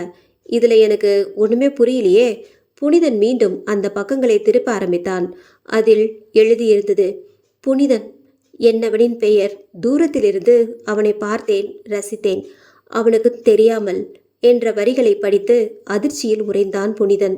மாமா, அவங்களும் உங்களை லவ் பண்ணியிருக்காங்க, ஆனால் உங்களுக்கு அது தெரியல. ஆமாடா கவின், சத்தியமாக எனக்கு இந்த விஷயம் தெரியாது. அப்படின்னா மலர்விழியும் எனக்கே தெரியாம லவ் பண்ணியிருக்கா. அடுத்த பக்கங்களை படிக்க ஆரம்பித்தனர். அவளும் லவ் பண்ணா, என்கிட்ட சண்டை போட்டா, நான் விட்டு கொடுக்கல. அப்புறம் எல்லாமே ஓகேவாயிடுச்சு. அடுத்த பக்கம் இப்பெல்லாம் யாரோ எங்களை தொடர்ந்து வர மாதிரி இருக்கு. ஏதோ கண்ணுக்கு தெரியாத ஒரு உருவம்னு கூட சொல்லலாம். அந்த சாரு எங்களை பார்க்குற பார்வை சரியா படல. மேலிருந்து கீழே வரைக்கும் என்னையும் கவிதாவையும் பார்த்தாரு. எதுக்குன்னு தெரியல. அவர் பெயரையும் நான் எழுத விரும்பல. அடுத்த குறிப்பு, இன்னைக்கு ஸ்கூல்ல கிளாஸ் இருக்கு. நாங்கள் 5 பேரும் போகிறோம். இது வரைக்கும் நாங்கள் நைட் கிளாஸுக்கெல்லாம் போனதில்லை.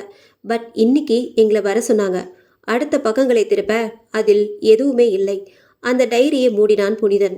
அவனுக்கு அப்போதுதான் சில மர்மமான விஷயங்கள் அதில் மறைந்திருப்பதே தெரிந்தது. ஆமாடா கவின், நீ சொன்னது சரிதான். அதில் என்ன எழுதிருச்சு பாத்தியா? யாரோ அவங்கள ஃபாலோ பண்ணுறாங்க, ஏதோ உருவம் அப்படி இப்படின்னு மலர்விழி எழுதியிருக்கா. ஆமாம்மாம்மா, அது மட்டும் இல்லை, அதில் நிறைய விஷயம் மர்மமாக தான் இருக்குது. அதான் கவின் எனக்கு குழப்பமாக இருக்குது. மலர்விழி என்னை லவ் பண்ணியிருக்கா, ஆனால் சொல்லலை. வேற ஒரு பொண்ணும் என்னை லவ் பண்ணதான் எழுதியிருக்கா. அது யாரு? ஏன் போலீஸ் இந்த கேஸை எதையுமே விசாரிக்கல? அப்படியே கேஸ் க்ளோஸ் பண்ணிட்டாங்க. இவ்வளோ நாள் நான் சும்மா இருந்துட்டேன். இப்போ நான் ஒரு போலீஸ். அது மட்டும் இல்லை, அவளும் என்னை லவ் பண்ணியிருக்கா. நானும் அவளை லவ் பண்ணேன். அவளோட கொலைக்கு காரணம் யாருன்னு நான் கண்டுபிடிக்கிறேன். ரொம்ப தேங்க்ஸ்டா கவின், எனக்கு இதை பற்றி சொன்னதுக்கு. என்னுடைய மலர்விழிக்கும் அவ கூட சேர்ந்து கொலை செய்யப்பட்ட அந்த 4 பொண்ணுங்களுக்கும் நீதி கிடைக்கணும். நிறைவேறாமல் அலையிற அவங்க ஆத்மாவுக்கு சாந்தி கிடைக்கணும் என்று புனிதன் சொன்னான். கண்டிப்பாக மாமா, பட் நாங்களும் உங்கள் கூட ஜாயின் பண்ணிக்கலாமா? உங்களுக்கு இந்த கேஸில் நாங்களும் உதவி செய்கிறோம். கண்டிப்பாக கவின், உங்கள் உதவி எனக்கு வேணும். நாளைக்கு மார்னிங் 10 மணிக்கு நான் நம்ம வீட்டு பக்கத்தில் இருக்கிற கார்டனுக்கு வந்துடுறேன். நீயும் உன் ஃப்ரெண்ட்ஸ் எல்லாரையும் கூட்டிக்கிட்டு அங்கே வந்துடு. எதுக்கு மாமா அங்கே? நம்ம வீட்லேயே மீட் பண்ணலாமே. நாளைக்கு ஸ்கூல் லீவு தானே? கவின் புரியாமல் கேட்டான். கவின், நீ ஒரு விஷயத்தை புரிஞ்சுக்க. இது 7 வருஷத்துக்கு முன்னாடி, அதுவும் க்ளோஸ் பண்ண கேஸ். இதை மறுபடியும் எடுக்கிறது அவ்வளவு சாதாரண விஷயம் கிடையாது. இதை நம்ம ரகசியமாக தான் கண்டுபிடிக்கணும். யாருக்குமே தெரியக்கூடாது, நீ, நான், உன் ஃப்ரெண்ட்ஸுங்களை தவிர. ஸோ நாளைக்கு நான் சொன்னதை மட்டும் செய். இந்த டைரி, ஃபோட்டோ எல்லாத்தையும் நானே எடுத்துகிட்டு போயிடுறேன், சரியா? மற்றதெல்லாம் நான் அங்கே வந்து சொல்கிறேன் என்றபடி அங்கிருந்து விடை பெற்றான் புனிதன். இந்த விஷயத்தை கண்டுபிடிக்க அவன் மாமாவின் உதவி கிடைத்ததை நினைத்து நிம்மதியாக பெருமூச்சு விட்டான் கவின். தன் நண்பர்களுக்கு கால் பண்ணி எல்லா விஷயத்தையும் சொல்லி நாளைக்கு அந்த கார்டனில் மீட் பண்ணலாம் என்று சொல்லிவிட்டு படுக்கையில் சாய்ந்தான் கவின். மறுநாள் தன்னோட நண்பர்களை மீட் பண்ணனானா இல்லையா அப்படின்றதையும், அந்த 5 பொண்ணுங்களையும் கொலை செஞ்சது யாரு, யாராரு சம்மந்தப்பட்டிருக்காங்க அப்படின்றதையும் அடுத்த பகுதியில் பார்க்கலாம். இந்த எபிசோட் உங்க எல்லாருக்குமே பிடிச்சிருக்கும்னு நினைக்கிறேன். அப்படி பிடிச்சிருந்தது அப்படின்னா லைக் அண்ட் ஷேர் பண்ணுங்க. நன்றி, வணக்கம்.